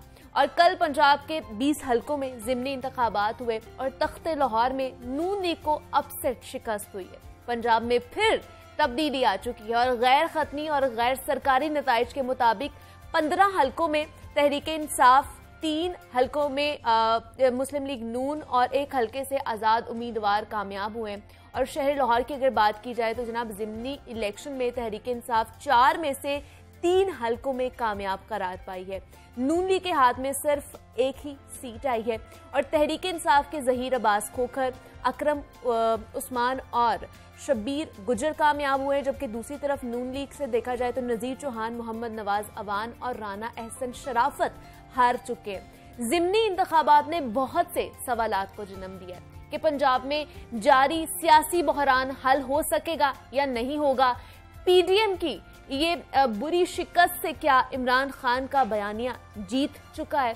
खुश आइंद बात मैं तो ये कहूंगी कि ना मुस्लिम लीग नून ने शिकस्त को तस्लीम कर लिया, ये बड़ी अच्छी चीज़ है। तहरीक इंसाफ की जानिब से फौरी इंतखाबात करवाने का मुतालबा किया जा रहा है। अगर जनरल इंतखाबात होते हैं तो क्या होगा? पंजाब की हुकूमत जाने के बाद अब शहबाज शरीफ सिर्फ क्या वफाक तक महदूद हो चुके हैं? क्या उनके पास अब वजीर आजम रहने का अखलाकी जवाज मौजूद है या नहीं है? इन सब मामलात पर आज हम बात करेंगे। हमारे साथ इस वक्त मौजूद है लियाकत अली हैं, सीनियर नुमाइंदा लाहौर न्यूज़ हैं। लियाकत साहब, आपको खुश आमदीद कहती हूँ जागो लाहौर में। कैसे हैं आप? अल्हम्दुलिल्लाह। कल के हवाले से हमें बताइए, बड़ी गहमा गहमी रही पूरे पंजाब में और खासतौर पर शहर लाहौर में। सबके जो नजरें थी वो शहर लाहौर पे थी, तो कैसे रहे कल के इंतखाबात? पुरअमन था पूरा दिन? देखिए, आम इंतखाबात हों या ज़मीनी इंतखाब हों या फिर किसी एक हल्के का भी इंतखाब हो, तो छोटे मोटे लड़ाई के वाक़यात जो है वो हो जाते हैं। अमूमी तौर पर जो है वो देखा यही जाता है कि नारेबाजी तलखी कुछ ना कुछ होती है, क्योंकि दोनों तरफ से जो जज्बात होते हैं वो अरूज पर होते हैं। बस इस हद तक रहा, लेकिन इससे ज़्यादा कोई ऐसा वाक़या नाखुशगवार नहीं हुआ कि पंजाब में जो 14 इजलास थे तकरीबन जो इसमें इंगेज थे, जिनमें ज़मीनी इंतखाब हुआ। तो देखा जाए तो पीटीआई ने जो है वो एक भरपूर अंदाज से जो है वो इलेक्शन लड़ाए। उसमें इमरान खान ने जो है वो तकरीबन लाहौर में तो हर हलके में वो 2 जलसे उन्होंने किए हैं हर कैंडिडेट के साथ, और बाकी जो पंजाब के हलके थे उनमें 1-1 जलसा किया उन्होंने। फिर पार्टी की तमाम सीनियर लीडरशिप, चाहे वो केपी से हो, चाहे वो सिंध से हो, चाहे वो बलूचिस्तान से हो और चाहे वो वफाक से हो, सबको उन्होंने मुख्तलिफ हलके डिप्यूट किए और कहा कि ये इलेक्शन हमारे लिए जो है वो ज़िंदगी मौत का मसला सियासी तौर पर। बहरहाल दूसरा ये है कि इसमें पीटीआई के जहाँ से शिकस्त हुई है वो पीटीआई के लिए पहले से ही कुछ चीज़ें ऐसी अलार्मिंग समझ में आनी शुरू हो गई थी कि वहाँ पर उम्मीदवार दुरुस्त नहीं थे। अच्छा। अब मतलब लाहौर के नवाज अवान के हवाले से असद खोखर के मुकाबले में पहले दिन से ये बात जारी थी कि असद खोखर का जिस तरह उसने काम किया था अपने हल्के में और जिस तरह था उसके हवाले से पीटीआई ने कमज़ोर कैंडिडेट दिया था और पीटीआई खुद भी इस बात पे मुतफिक थी कि शायद ये सीट हम ना जीत सकें। अच्छा। लेकिन 3 हलकों में पीटीआई को पहले दिन से सख्त मुकाबले की उम्मीद थी और पीटीआई ने वाकईतन जो है वो कम्पीट किया। हाँ जी। बहरहाल जहाँ तक आपने कहा कि इसमें मैसेज क्या है, इसमें मुस्लिम लीग नून के लिए एक मैसेज है कि इक़्तिदार के लिए उन्होंने जो समझौता किया वफादारियां बदलने वालों के साथ, उनको शायद मुस्लिम लीग नून के अपने वोटर्स और जिन लोगों को नजरअंदाज करके टिकट दिया गया, यकीनी तौर पर ये हल्के खाली तो नहीं थे। वहां पर मुस्लिम लीग नून के उम्मीदवार थे जिन्होंने 30-30, 40-40, 50-50 हज़ार वोट लेकर जो है वो पीटीआई का मुकाबला किया था। उस वक्त पीटीआई जीत गई थी और फिर ये वफादारियां बदल के वापस अब ये लोग मुस्लिम लीग नून में गए। तो वो भी एक मैसेज था कि वफादारियों में बदल कर समझौता करना जो है ये कोई सियासत किसी काम नहीं आया। तो कोई कल धांधली के कोई इल्जामात तो नहीं लगे या किसी पार्टी ने एक दूसरे पर लगाए हो? धांधली के कोई ऐसे इल्जाम तो नहीं लगे, लेकिन पुलिस के हवाले से कुछ वो एक था 168 में फवाद चौधरी की गाड़ी पर जो हमला हुआ और ये दूसरा छोटी मोटी तलखियां हुई हैं, लेकिन धांधली के भी इस तरह कोई इल्जामात नहीं लगे। एक थोड़ा सा अपसेट हुआ है वो रावलपिंडी में हुआ है, वहां पर जो राजा सगीर जीते हैं 49 वोटों से, पहले पीटीआई को बर्तरी थी रात तक, फिर वो 49 वोटों से उनको बर्तरी मिली है। बहरहाल पीटीआई वहां भी जो है वो रिकाउंटिंग में जा रही है, दोबारा गिनती की दरख्वास्त दे रही है। आज शायद वो जो है वो जो मुतलका फोरम है उस पर पिटीशन दायर कर देंगे।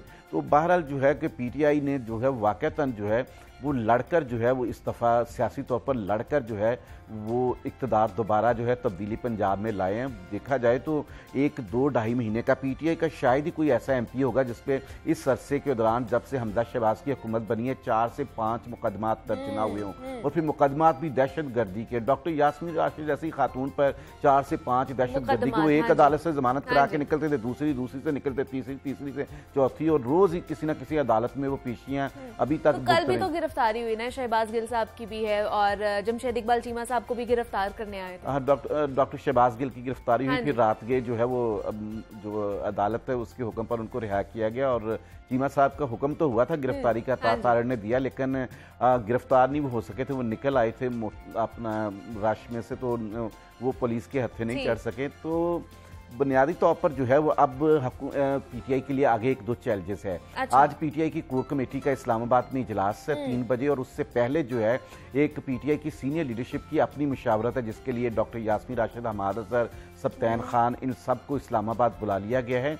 और अब पीटीआई ने यह फैसला करना है कि हुकूमत साजी जो पंजाब में 22 तारीख को वज़ीर आला का इंतखाब है उसके लिए एक स्ट्रेटजी तय करेगी और फिर देखना है उन्होंने कि कितनी देर उन्होंने पंजाब हुकूमत रखना चाहते हैं, क्योंकि पीटीआई का रात से ही फिर एक दफ़ा दोबारा इमरान खान ने कहा है कि मसाइल का हल आम इंतखाबात ही है। पीटीआई की क़यादत यही चाहती है कि आम इंतखाबात हों, लेकिन पीटीआई में कुछ लोग ऐसे हैं जिनका ख्याल है कि जब तक वहाँ पर तमाम मामला तो उसी वक्त ही जो है वो पीडीएम दबाव में आएगी जब यहाँ पर पंजाब में पीटीआई की गवर्नमेंट होगी, केपी में पीटीआई की गवर्नमेंट है, तो यकीनी तौर पर अब शहबाज शरीफ जो है वो तो इस्लामाबाद तक महदूद होंगे या कभी कभार सिंध जा सकते हैं आसिफ अली जरदारी साहब से मिलने के लिए, लेकिन पंजाब में तो उनको कोई वेलकम नहीं करेगा अपोजिशन में से, वो बैठेंगे यहाँ पर।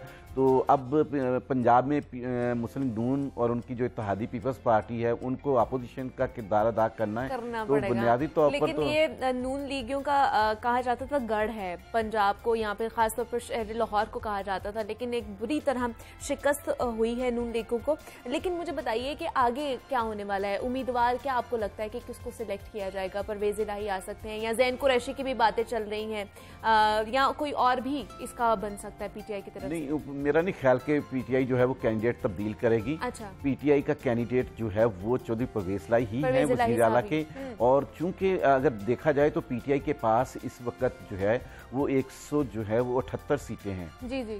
अब ये जीतने के बाद 15 सीटें जीतने के बाद, और मुस्लिम लीग कायदे आज़म की 10 सीटें मिलाने के बाद वो 188 की पोजीशन पे आते हैं, तो 186 जो है वो सीएम पंजाब बनने के लिए सीटें रिक्वायर्ड हैं। तो इसलिए मुस्लिम लीग कायदे आज़म के बगैर अब भी पीटीआई जो है वो सोलो हुकूमत नहीं बना सकती। अगर इस लाइन पर वो सोचे भी, तो पहली बात है कि वो सोच नहीं रहे वो इस तरह का, उनका ये पूरा जो एक एग्रीमेंट है या अलायंस के तहत तो इनकी एक कमिटमेंट है कि चौधरी परवेज़ लाई को ही सीएम बनाना है। तो 22 तारीख को तो सीएम जो है वो चौधरी परवेज़ लाई को ही बनाने के लिए पीटीआई कमिटेड है। बहरहाल आज कोर कमेटी देखेगी कि सीएम बनने के बाद के क्या ऑप्शंस हैं, कि कितनी देर ये वो सीएम रहना चाहते हैं। इस पोजीशन को जो है वो पीडीएम के साथ दबाव के लिए मुज़ाकरात में जो है वो किस तरह इस्तेमाल करना है कि पीडीएम को वो कायल कर सके कि अक्टूबर नवंबर में जहां पे पीटीआई चाहती है कि आम इंतखाबात हों, तो उसके लिए ये अब पीटीआई जो है पीटीआई एक दबाव जो है वो अब पीडीएम पे बढ़ाने की पोजीशन में आ गई है, क्योंकि पंजाब के बगैर जो है वो इस्लामाबाद का इक़्तिदार किसी काम का नहीं। हाँ जी, बिल्कुल ऐसे ही है। लेकिन अंसारी साहब मुझे बताइएगा कि अब हमजा शहबाज के पास क्या अखलाकी जवाब बचता है, कोई ऑप्शन बचता है इनके पास कि नहीं? देखिए, अब मरियम नवाज साहबा ने बड़ा अच्छा रात ही फैसला किया था कि हम इन नताइज को खुले दिल से तस्लीम करते हैं और अपनी गलतियों से सीखेंगे। फिर जो रात को मुस्लिम लीग नून की सीनियर लीडरशिप जिनमें ख्वाजा साद रफीक, उन्होंने प्रेस कॉन्फ्रेंस करके भी कहा कि हम इन फैसलों को तस्लीम करते हैं जो अवाम ने ज़मीनी इंतखाब में सुनाया है फैसला। तो अब मुस्लिम लीग नून अपोजिशन में बैठेगी और वो उसके लिए ज़हनी तौर पर तैयार भी है। और देखा जाए तो इमरान खान ने जो है वो पंजाब में जो है वो जिस तरह का माहौल बना दिया है, वो मुस्लिम लीग नून के साथ पहले जो सीटों पे जिनको चैलेंज नहीं ना होता था, अब उन सीटों पे भी मुस्लिम लीग नून को चैलेंज है इमरान खान का।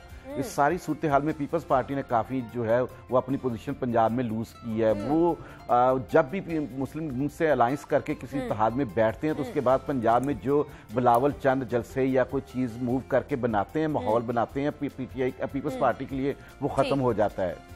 तो अब इसमें सारी में लूजर जो है वो पंजाब में पीपल्स पार्टी है, क्योंकि उनको इसमें शराकत इक़्तिदार में 2 वजारतें भी मिली। साहब यहीं से स्टार्ट करेंगे, हमें अभी सीनियर तजिया कर रहे हैं काजी सईद साहब ने भी ज्वाइन किया है टेलीफोन लाइन पर। सर बहुत शुक्रिया आपके वक्त का। सर बताइएगा, कल सबकी नजरें थी नताइज के ऊपर के अगला जो उम्मीदवार है या वारिस कौन होगा तख्ते लाहौर का, और वो सामने आ चुका है, ज़िमनी इंतखाबात भी सामने आ चुके हैं। पीटीआई ने एक बड़ा अच्छा टारगेट सेट कर लिया है, तो कैसे देखते हैं इस चीज को आप?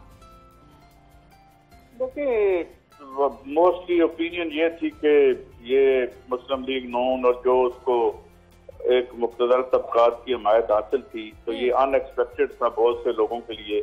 अलबत्ता कुछ लोग इस तरह को भी एक्सपेक्ट कर रहे थे, लेकिन बहुत बड़ी विक्ट्री पुल आउट की है उन्होंने जी। और मैं समझता हूँ कि ये एक वाटरलू बन गया है मुस्लिम लीग नून का, कि ये जो एडवेंचर इन्होंने 2-3 महीने पहले जैसे भी किया था वो बिल्कुल उल्टा पड़ गया फिलहाल तो।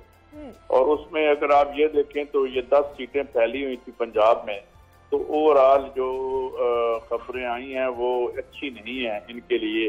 और अगर इमीडिएटली इलेक्शन हो जाता है, ये असम्बलियां टूट भी जाती हैं, तो मेरे ख्याल में फिलहाल तो Imran is all poised to make gains, वो करेगा। तो इसका मतलब इमरान खान का जो बयानिया था वो और भी ज्यादा मजबूत हो चुका है अब? देखें, ये बड़ा वोलेटाइल पीरियड है। इसमें अगर आप ये देखें, सिर्फ ये याद रखें कि इमरान खान साहब की जब गवर्नमेंट गई तो शदीद तनकीद का निशाना थे वो, और पूरा जो उनके खिलाफ जितने भी प्रोपेगेंडा मशीनरी चल रही थी, और नाहली का बयानिया कितना था जी। और एक रात के अंदर जो है वो हम देखते हैं कि एकदम से पब्लिक ओपिनियन बदल गई और खान साहब के पीछे चली गई, और उन्होंने इतने बड़े जलसे किए। ये इससे हमें ये पता चलता है कि हम एक ऐसे पीरियड या ऐद में है जो जिसमें बड़ी तेजी से पब्लिक ओपिनियन चेंज होगी, और उसकी वजह ये है कि जो माशी प्रेशर अवाम पे आ रहा है उसमें जो है वो जो पब्लिक ओपिनियन कभी एक्सट्रीम लेफ्ट की तरफ जाएगी, कभी एक्सट्रीम राइट की तरफ जाएगी। तो ये आसान भी नहीं होगा आने वाली हुकूमत के लिए। तो इसलिए ये फिलहाल आज की तारीख में खान साहब ने एक बहुत बड़ी विक्ट्री पुल आउट की है, और ये मेरे ख्याल में इतनी बड़ी शिकस्त मुस्लिम लीग नून को कम ही हुई है, 1-2 दफे माजी में हमने देखा हुआ है। बिल्कुल, तो लेकिन वो लेकिन इसके बहुत सारे फैक्टर्स ऐसे भी हैं जो जिसपे शायद हम इतना खुल के कमेंट ना कर सकें। लिहाजा हम एक बड़े बुरानी दौर में हैं, और इसमें ये इस तरह की अपसेट्स हमें नजर आते रहेंगे। लेकिन सर, इमरान खान साहब ने तो मुतालबा किया है कि फौरी जो है आम इंतखाबात करवाए जाएं, तो आपको लगता है कि उनको आगे आने वाले दिनों में कुछ और चैलेंजेस का सामना करना पड़ सकता है? फिलहाल तो उनके लिए माहौल बड़ा ऑल सेट लगता है, लेकिन सवाल ये है कि उनका चैलेंज इलेक्शन जीतना शायद इतना बड़ा ना हो जो इतना चैलेंज इलेक्शन जीतने के बाद एक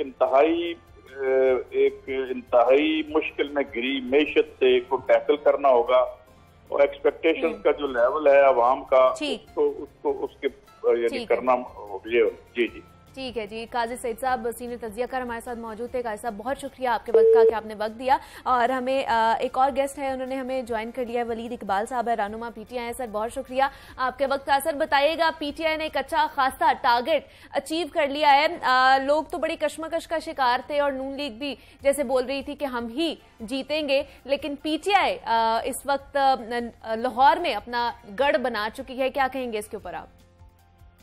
जी अल्लाह का बड़ा शुक्र है जी, अल्लाह ताला ने हमको सुरखरू किया, और मैं समझता हूँ कि बाकी कोई और तबसरा करने से पहले जो अवलीन बात है कि इसका सबसे ज्यादा क्रेडिट जो है वो एक शख्स की साबित कदमी को जाता है, और वो है हमारे चेयरमैन इमरान खान, कि जिस तरीके से वो डटे रहे अपने मौके पर, और जिस तरह से उन्होंने एक बयानिया बिल्ड किया, और जिस तरह से फिर उसको, और वो ये आज की बात नहीं है, ये उनका जो पूरा अपना बहुत सी दहाइयां पहले क्रिकेट का जो तजर्बा था जिसको उन्होंने हर दूसरे शोबे में इस्तेमाल किया, वो फलाई काम उनका जो अस्पताल है उसके हवाले से, और फिर उसके बाद उनकी सियासत जो है उसके हवाले से, कि वो नामुमकिन को मुमकिन बना के दिखाने वालों में है, और ये बहुत तारीखी फतह है ये, जो जिससे हमको अल्लाह ताला ने नवाजा है इस मेहनत की और उसकी वजह से।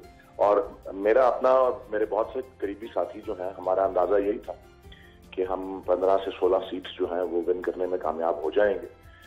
वैसे इसमें सब अंदेशा सब मुसलसल यही था कि इंतजामिया चूंकि PMLN के पास है, वफाक में भी और पंजाब में भी, तो उसको बुरुएकार लाया जाएगा हर तरीके से कि हमारे किसी किस्म की जो फतह है उसको मुमकिन ना बनाया जाए। लेकिन ये है कि हम भी जो है अब अल्लाह का शुक्र है कि काफी ट्रेन हो गए हुए हैं, 2-3 इलेक्शन लड़ लिए हैं 2013 में, और उसके बाद 2018 में, और उसके बीच में 2015 में जो बल्दियाती इंतखाब हुए थे, तो उससे खासा एक्सपोजर और ट्रेनिंग मिल गई है हमको। और ये जो हमारे नाक़दीन कहा करते थे कि ये एक सियासी जमात नहीं है, ये एक फैन क्लब है या कोई ऐसी बात, तो अब हमने ये साबित कर दिया है, अल्लाह का शुक्र है कि हम एक ना सिर्फ एक मंजीवी सियासी जमात हैं, बल्कि एक बहुत बड़ी सियासी कुव्वत भी है, फॉर्मिडेबल पॉलिटिकल फोर्स पाकिस्तान की जो है सियासी उफक पर।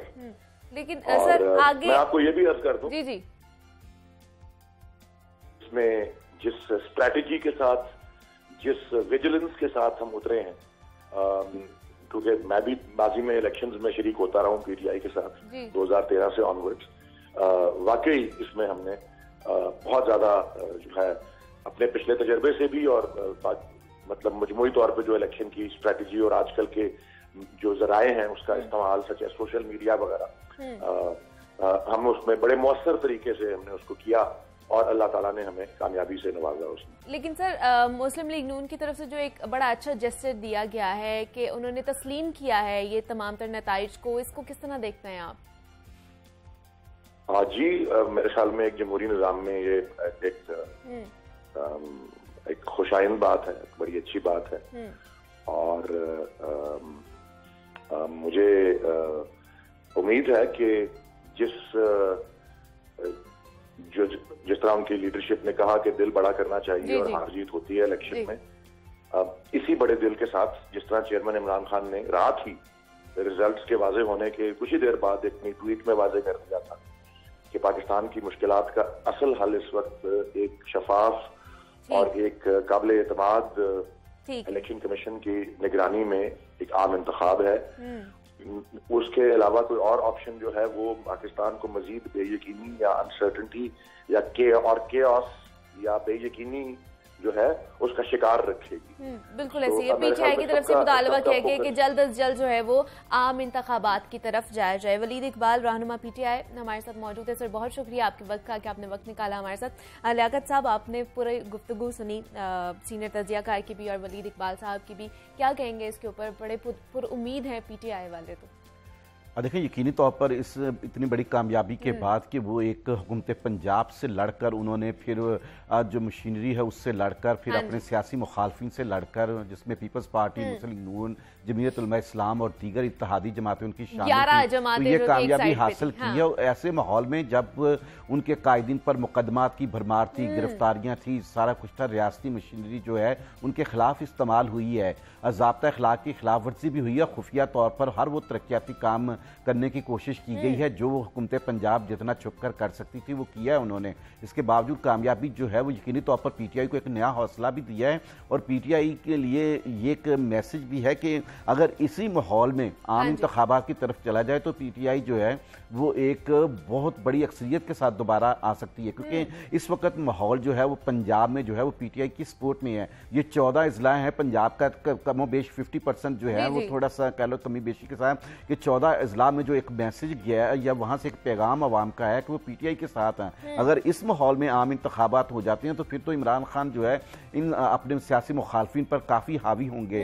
तो इसलिए अब देखते हैं कि स्ट्रेटजी क्या बनती है। पीडीएम ने आज, पीपल्स पार्टी ने भी आपका शाम को 4 बजे जो है वो सेंट्रल एग्जीक्यूटिव कमेटी का अपना इजलास बुलाया है। मुस्लिम नून की लीडरशिप ने भी इत्तेहादी जमातों का इजलास बुलाया है। तो अब मुशावरत अब जो है वो कह लें कि जो मैदान में फैसले हुए हैं अब उनका मुज़ाकरात की मेज पर जो है कुछ हल निकालने की कोशिश की जाएगी कि आम इंतखाबात की तरफ जाना है या अभी फिर कुछ जो पीडीएम है उसको तो यही सूट करता है कि अभी कुछ वक्त मिले ताकि इमरान खान जो है वो पंजाब में देखते हैं किस तरह एक्सपोज होते हैं या नहीं होते, फिर क्या है अभी बहरहाल अगले 1-2 दिन में जो है वो सूरत-ए-हाल फैसलों की तरफ जाएगी। जो भी मुज़ाकरात किए जाएंगे आपस में कमेटीज में, देखा जाएगा कि उसके बाद क्या स्ट्रेटेजी अपनाई जाएगी। लेकिन अभी भी 22 जुलाई का इंतजार है कि उस दिन क्या होता है। हमारे साथ लियाकत अली सीनियर नुमाइंदा लाहौर न्यूज़ मौजूद थे। लियाकत साहब बहुत शुक्रिया आपके वक्त का कि आप यहाँ पर आए और इलेक्शंस के हवाले से, कल के दिन के हवाले से हम बात कर रहे थे कि तख्ते लाहौर अब किसका होगा ये वाज़े तौर पर नजर आ रहा है, लेकिन फिर भी 22 जुलाई को हमें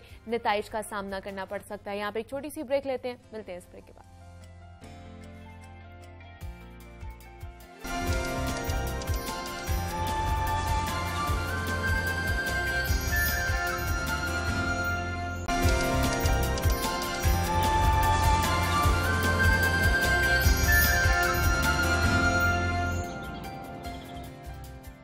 वेलकम बैक टू जागो लाहौर। जनाब अब कुछ बात कर लेते हैं इंसानी ज़िंदगी के हवाले से। तो जनाब ज़िंदगी बहुत ही खूबसूरत है, लेकिन उसका खूबसूरत तरीन हिस्सा हमारा बचपन होता है। बच्चे फूलों की मानंद होते हैं, वो नर्म मुलायम होते हैं और बड़ी एहतियात और जिम्मेदारी के साथ उनका ख्याल रखना पड़ता है। वालिदैन की अगर बात की जाए तो वालिदैन की औलाद के लिए मोहब्बत गैर मशरूत होती है। वो अपने बच्चों की ज़रूरियात पूरी करते रहते हैं और बच्चों की हर तरह से मदद करते हुए पालते हैं, उन्हें पोसते हैं, तालीम दिलवाते हैं और फिर अपने कदमों पर खड़ा करने की कोशिश भी करते हैं। अपना सुख, चैन, आराम और सुकून, गर्ज, हर राहत को अपने बच्चों पर कुर्बान कर देते हैं। लेकिन अगर बात की जाए दौरे जदीद की तो हम देखते हैं कि टेक्नोलॉजी का हमारी ज़िंदगियों में आने से जहां हमारी ज़िंदगियां बहुत सी आसान हो चुकी है, वहाँ पर बहुत से मसाइल भी जन्म ले चुके हैं, जिसमें सबसे अहम है वालिदैन जदीद दौर की गहमा गहमी में इस कदर मसरूफ़ हो चुके हैं कि वो बच्चों की ज़रूरियात ज़िंदगी तो पूरी करते हैं, लेकिन उसमें एक अहम चीज़ जो बच्चों की ज़िंदगी के लिए अहम होता है वो कहीं खो सी जाती है, और वो है बच्चों को गले लगाकर मोहब्बत का इजहार करना उनके साथ और अपने बच्चों की कामयाबी पर उनको पुरएतमाद बनाने के लिए हौसला अफजाई का फुकदान वाज़े होता जा रहा है। आज 18 जून है, जो इसी की निस्बत से आलमी सतह पर मनाया जा रहा है कि बच्चों को गले लगाकर मोहब्बत का इजहार ज़रूर करना चाहिए। तो इस हवाले से हम बात करेंगे कि जनाब बच्चों और वालिदैन में बढ़ते हुए फासले को हम किस तरह कम कर सकते हैं, पेरेंटिंग किस तरह की होनी चाहिए, ये जो गैप आता जा रहा है टेक्नोलॉजी, जदीद टेक्नोलॉजी की वजह से, इसको किस तरह कम किया जा सकता है, इस पर आज हम बात करेंगे। अख्तर अब्बास साहब हमारे साथ मौजूद हैं, मोटिवेशनल स्पीकर हैं, लाइफ कोच भी हैं। अख्तर साहब आपको वेलकम कहती हूँ जागो लाहौर में, कैसे हैं आप? अल्हम्दुलिल्लाह फर्स्ट क्लास। सब आज बड़ा अच्छा दिन मनाया जा रहा है कि hug your kids world wide ये मनाया जा रहा है। तो इस दिन को मनाने का मकसद आपको लगता है कि हमें इस दिन को मनाना चाहिए या सारे दिन ही एक जैसे होने चाहिए? मैं सोच रहा था कि जो दिन मनाने का तय करते हैं उन जालिमों ने कोई मौजू नहीं छोड़ा। कोई मौजू नहीं छोड़ा, एग्जैक्टली। हाँ, आमतौर पे एक लफ्ज का होता है ना, कोई day, father's day, mother's day, अब हग डे भी और हग योर किड्स डे। वैसे मैं सोच रहा था कि जब हम बचपन में थे तब तो इसका तस्वर भी नहीं था। उस अहद में मुझे याद है लोग अब भी बात करते हैं कि हम अपने बाप को कभी गले लगा के, यानी उसका तस्वर भी नहीं था, पर अब के ज़माने में तो ये बहुत बेहतर हुआ। जी जी। आपको अंदाज़ा है मोहब्बत दुनिया की चौथी बड़ी हकीकत है। यानी छोटी उम्र में भी होती है, बड़ी उम्र में भी होती है। कभी किसी माँ को हमने बच्चे से डायलॉग करते नहीं देखा कि तू कितने बड़े ख़ानदान का बच्चा है, चुप हो जा। वो उठाती और गले लगा लेती है। और शीर ख्वार होने से लेके थोड़ा यानी 3, 4, 5 बरस तक जब भी बच्चा कहीं भी रोता है, माँ उसको फौरन उठा के गले लगाती है। अब्बा जी ये काम नहीं करते। हाँ जी। अब्बा जी कहते हैं थोड़ी सी दूरी होती है अब्बा जी के गुस्से में कहते हैं एनु चुप करा, चुप कराया, क्यों नहीं चुप कर रहे हैं। इवन ये तक होता है कि कमरे से निकाल देते हैं उसकी माँ समेत। सो कहीं जो सोचने वाली चीज़ है वो थोड़ी सी मुख्तलिफ है। अब आज के अहद में मेरा ख्याल है चूँकि लोगों के बच्चे अब निस्बतन थोड़े हैं, पहले तो 8-8 बच्चे होते थे, तो वो 8 बच्चे शिकवा नहीं करते थे कि हमें मोहब्बत नहीं मिली या टाइम नहीं मिला अपने माँ बाप। गाँव में हो नवाही उनको मिलती थी। हाँ जी। खाना भी मिलता था, दूध की धारें भी मिलती थी, चूरियाँ भी मिलती थी। जी। अच्छा, अब बच्चे थोड़े डिमांडिंग ज़्यादा हो गए। सही नहीं, जैसे हम आसपास सुनते हैं तो सुनने के बाद आपका जी चाहता है कि फलां मौके पे, मुझे याद है मेरे पास एक साहब आए, कहते हैं जी मुझे जब भी कामयाबी मिलती है तो मेरी माँ मुझे हग नहीं करती। तो मैंने कहा तुम बड़े हो गए हो, तो ज़ाहिर माँ को थोड़ी वो आती है एग्जैक्टली जब बच्चा बड़ा हो जाए, ग्रोन अप।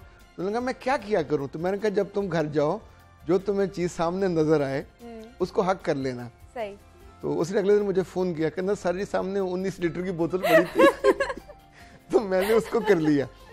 ये जो बंदे के अंदर हिस्स है शेयरिंग की, मोहब्बत करने की, चाहे जाने की, तो ये अब चूंकि लोगों की शिकायत ज़्यादा है कि बच्चे माँ बाप से दूर हो रहे हैं। लेकिन क्यों, इसकी वजह क्या है, आपको क्या लगती है? मतलब पुराने ज़माने में भी यही चीज़ें होती थी, इतना बाप का इतना बच्चों के साथ नहीं होता था, वो बाहर होते थे, काम काज करते थे, माओ का ज़्यादा होता था।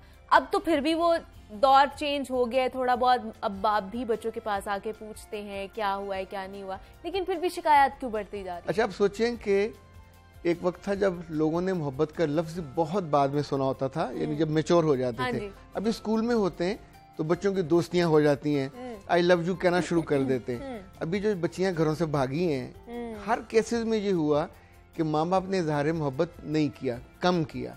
जो बाहर से पहले कर देता है या ज़्यादा कर देता है, यानी मोहब्बत ऐसे ही है जैसे आप किसी को कुएं से निकाल के अपने हाथ पे रखो और उसे दुनिया दिखाओ। माँ को ज़्यादा दिखाना चाहिए, बाप को ज़्यादा दिखाना चाहिए। अब्बा जी बाहर तो बहुत सॉफ्ट होते हैं, बहुत काइंड होते हैं, यानी अपने ऑफिस में, बिजनेस में ही इज़ टू गुड। सब उसकी पेशेंस की तारीफ कर रहे होते हैं, सब उसके हर दिल अजीज होने की तारीफ कर रहे होते हैं।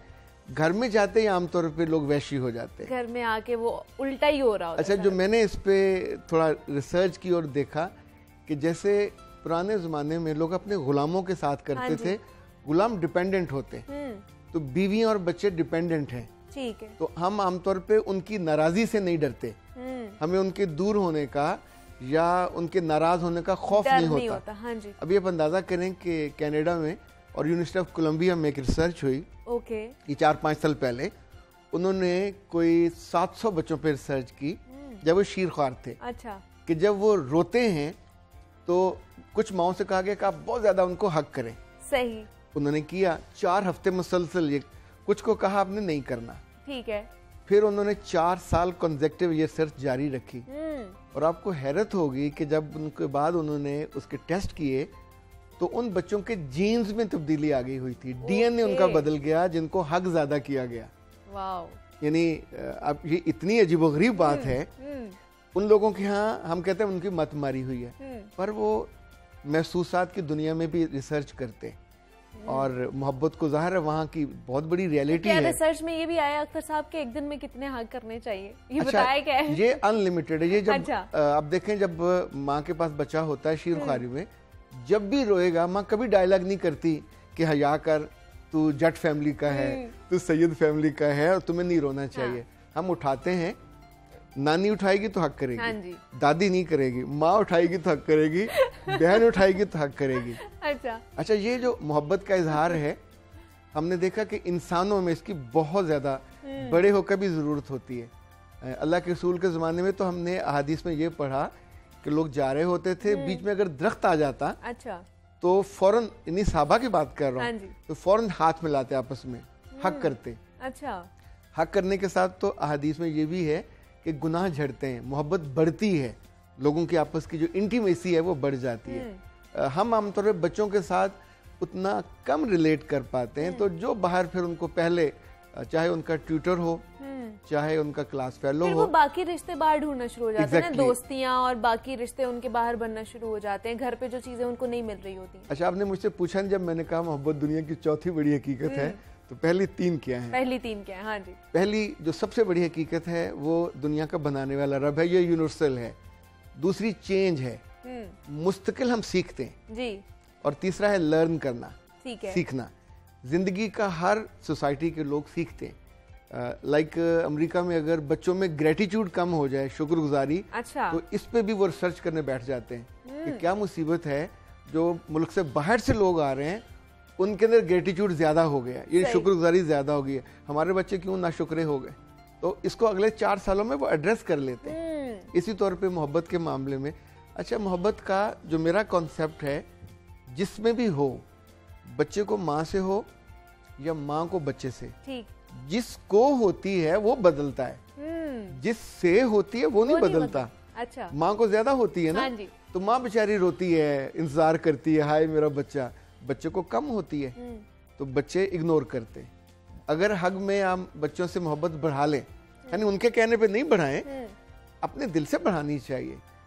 बाप को बच्चे से, अपने से मोहब्बत जैसे जैसे वो बढ़ रहा है, आते जाते हक करना चाहिए। ठीक है। और मैं तो इस मामले में बहुत क्लैरिटी के साथ कहता हूँ कि जब बाप घर पहुंचे तो उसको वेट करना चाहिए कि उसका बेटा या बेटी आए और उसे गले लगाए। ठीक है। अच्छा, हमारे यहाँ ये मिस हो गया, मायूब समझा जाता है कि बच्चे बड़े हो गए हैं तो अच्छा, अब कैसे नतीजा ये होता है कि अब आप में से कोई भी जब घर जाते हैं तो बच्चे अपने कमरों में बैठे, लैपटॉप पे बैठे, मोबाइल पे उठते नहीं है। पहले तो कभी तसव्वुर भी नहीं था, यानी खाने की टेबल पे बैठे तो आप जेस्चर देते थे, उठ के खड़े हो जाते थे, बाप आके वहां बैठता था। अब वो मौका भी कम हो गया, तो इसको रिवाइव करना चाहिए। तो कैसे करेंगे, ये कहाँ से आएगी चीजें? अच्छा, ये या तो माँ करेगी, अच्छा, अपने बच्चे को ये बताएगी। जो छोटे हैं, क्योंकि जैसे बड़े हो जाते माँ उनको उस तरह हग नहीं कर सकती है, हाँ, तब बाप की बारी होती है। सही, कि बेटे के साथ बाप का आम तौर पे गैप है और उसका नक्श ये पड़ता है कि आपकी पूरी नस्ल आपसे दूर हो जाती है। यानी इन बेशतर केसेस में जो कामयाब बाप हैं, बिजनेस में हो या जॉब्स में, दुनिया भर में मारूफ होते हैं, अपने बच्चों की मोहब्बत से वो महरूम होते हैं। आप सोचिए कि बैंक भरा हुआ है, ताल्लुकात लोगों से बहुत हैं, दुनिया में कामयाबी है आपकी, पर जो आपका इमोशनल वो पूरा क्वेश्चन है वो खाली पड़ा हुआ है। सही। तो उसका ये बहुत आसान हल है कि आप इसको पूरे दिल से फील करो। ठीक है। और अच्छा, हमारी आंखें भी बात नहीं करती, जब कभी हमें मोहब्बत हो हम मुंह से नहीं बोलते, हमारी आंखें बात करती हैं। सही। तो बच्चों के साथ हमारी आंखें बिल्कुल बेजान होती हैं, डल होती हैं, कंसर्न कम होता है। सो इस हग डे के हवाले से ये हम कर सकते हैं कि कंसर्न बढ़ाएं। ठीक है। बजाय इसके कि 10 साल बाद आप रोएं किसी आके साइकेट्रिस्ट के पास और साइकोलॉजिस्ट के पास कि मेरा बच्चा मुझे लिफ्ट नहीं कराता और मोहब्बत नहीं करता और मेरा दिल खाली है और मैं रो रहा हूँ, तो उससे पहले इस क्राइसिस को आप निपट लीजिए। शुरू जो है वो वालिदैन से ही होनी चाहिए ना, वो ये प्रैक्टिस कर सकते हैं, फिर ये बच्चों में जाती है। अच्छा, ऐसे जैसे वीकेंड आता है, हाँ जी, तो वीकेंड पे हम छोटे थे तो हमारे वालिद ने हमको सिखाया कि सो के जब उठते हैं तो सुबह सुबह खैर कहना है। अच्छा, हम शाम को, अच्छा उस जमाने में अंग्रेजी का नहीं उर्दू का नया फैशन आ रहा था और ये इन था। अच्छा, शाम को सोते हुए हम शब खैर कहते थे, साथ सलाम करते थे। तो लेकिन हमें भी हक करने का मौका नहीं मिला। फिर कभी सोचता हूँ कि मेरे यूनिवर्सिटी में जब मैंने पोजीशन ली और अखबार में खबर छपी तो मेरे अब्बा ने जिंदगी में पहली दफा मुझे यहाँ पे बोसा दिया। तो मैंने अपनी किताब का इंतसाब लिखा, आधे बोसे की तलाश, आधा ये था, बाकी सारी उम्र जो मैंने किया एक बोसा मुझे उनसे और चाहिए था। अच्छा, ये बोसे वाली कैफियत है, ये जो मोहब्बत वाली कैफियत है, ये आपको अंदर से तगड़ा करती है। ठीक है। हम बच्चों को अप्रिशिएट भी नहीं करते, यानी वो छोटी मोटी भी कामयाबी हो गले लगाना चाहिए, क्यों नहीं लगाना चाहिए? आप कह रहे हैं बड़ी बड़ी कामयाबी पे नहीं अप्रिशिएट करते। आपकी बच्ची पहली रोटी बनाए, पहला खाना बनाए, कोई घर का काम करे, इवन आप उसको डस्टिंग करते देखो, अब जरा बच्चियों से हम उस तरह हग नहीं कर सकते, पर उनको साइड पे आप हल्का सा उनकी कमर पे, उनके शोल्डर्स पे हाथ रख के, सर पे नहीं। वो मुझसे किसी ने पूछा मोहब्बत का इजहार कैसे करते हैं, तो मैंने कहा आमतौर पे जो बच्चों को बोसा देते हैं वो यहाँ नहीं देते, यहाँ भी नहीं देते, हम सर पे देते हैं या माथे पे देते हैं। ये शफकत का बोसा है, यानी ये बोसे अलग हैं। जो बच्चों के साथ बाप का और माँ का बोसा है वो हमेशा यहाँ पे होगा या यहाँ पे होगा। जब बिल्कुल छोटे बच्चे होते हैं शीरख्वार, उन्हें तब अंदाजा नहीं होता, पर तब हम यहाँ उनको दे लेते हैं, लेकिन बड़े होने के बाद ये नहीं देते। एक बच्चे के बारे में कहा जाता है कि छोटा था 5-6 साल का, अच्छा। तो हथौड़ी से वो कील ठोक रहा था, अच्छा। तो अचानक हथौड़ी उसके, ज़ाहिर है गलती हो जाती है ना, जब निशाना लगा तो वो उंगली पे जाके लगा और उंगली फिस गई, अच्छा। तो उसने बां बां करना शुरू किया, तो उसने मुड़ के देखा, ना वहाँ माँ थी ना बाप था, उसने एकदम चुप हो गया। अच्छा, ये क्यों हम करते हैं? यानी उनकी मोहब्बत या तवज्जो लेने के लिए हम वो आंसू भी बहाते हैं। अगर वो मिल जाए, वो आके ऐसे करके, ओ मेरा बच्चा क्या हुआ, तो दर्द खत्म हो जाता है। एग्जैक्टली, बिल्कुल। तो लफ्ज हैं ये आपका दर्द चुन लेते हैं, आंखों से जो कहे हुए, इवन जो ये निकलती हैं रेज, ये आपका दर्द चुन लेती हैं। और अगर हम किसी को सीने से लगा लेते हैं, देखें बड़े होकर भी जो रोता है या रोती है, हम उसे कैसे डारस देते हैं। ये थोड़ी होता है जहाँ हाथ बांध के बैठे, और चुप हो जाए इंसान की बच्ची बंद, रोना अच्छा नहीं है, हम उसे सीने से लगाते हैं। इवन हमारा अपना कोई कुलीग हो, कभी किसी की कोई वफात हो जाए, कोई उसका प्यारा दुनिया से चला जाए, तो वहाँ भी हम हक करते हैं, लेकिन अपने बच्चों के साथ थोड़ा इसको बढ़ाना चाहिए। ये कम्युनिकेशन जो गैप है, एक तो कम्युनिकेशन, मुझे लगता है इसी वजह से एक तो पेरेंट्स में भी डिप्रेशन, एंजाइटी बढ़ती जा रही है, बच्चों में भी ये चीजें बढ़ती जा रही है। अच्छा, पेरेंट्स आपस में नहीं करते, बच्चों से क्या करेंगे वो आपस में लड़े रहते हैं गरीब के बच्चे। अच्छा। हालांकि हक तो किसी भी रिश्ते में हो, नहीं हमारा बाप अगर अपने बाप से हक करे तो इट्स पूरी जो लव चेन है वो चलती है। अच्छा, हम बचपन में थे तो हमने अपने दादा को या बाकी बड़ों को ये देखा कि जब जाते थे तो सर आगे हम करते थे, हाँ जी, तो सर पे प्यार देते थे। अभी इसको थोड़ा और बढ़ाना चाहिए, सर से ज्यादा। यानी आप बच्चों को कभी यूं करके छूते हैं, उनके शोल्डर को छूते हैं। बच्चियों को छूने से थोड़ा करना चाहिए, केयरफुल रहना चाहिए, लेकिन अपने मेल बच्चों को और जो बच्चियां जिनके साथ माँ का ज्यादा होता है, तो उस वाले मामले में हम बहुत बेहतर कर सकते हैं। लेकिन आपको क्या लगता है ये चीजें कितनी प्रोलॉन्ग हो सकती हैं, आपको लगता है? देखिए, ये इंसानी जिंदगी की जरूरत है। अच्छा, इसके बिना चारा नहीं है। हमें भूख लगती है तो खाना खाते हैं, यहाँ से नहीं मिलेगा कहीं और से मिलेगा। ये जो लम्स है दुनिया में सबसे ज्यादा इंसान को इसी की चाहत होती है।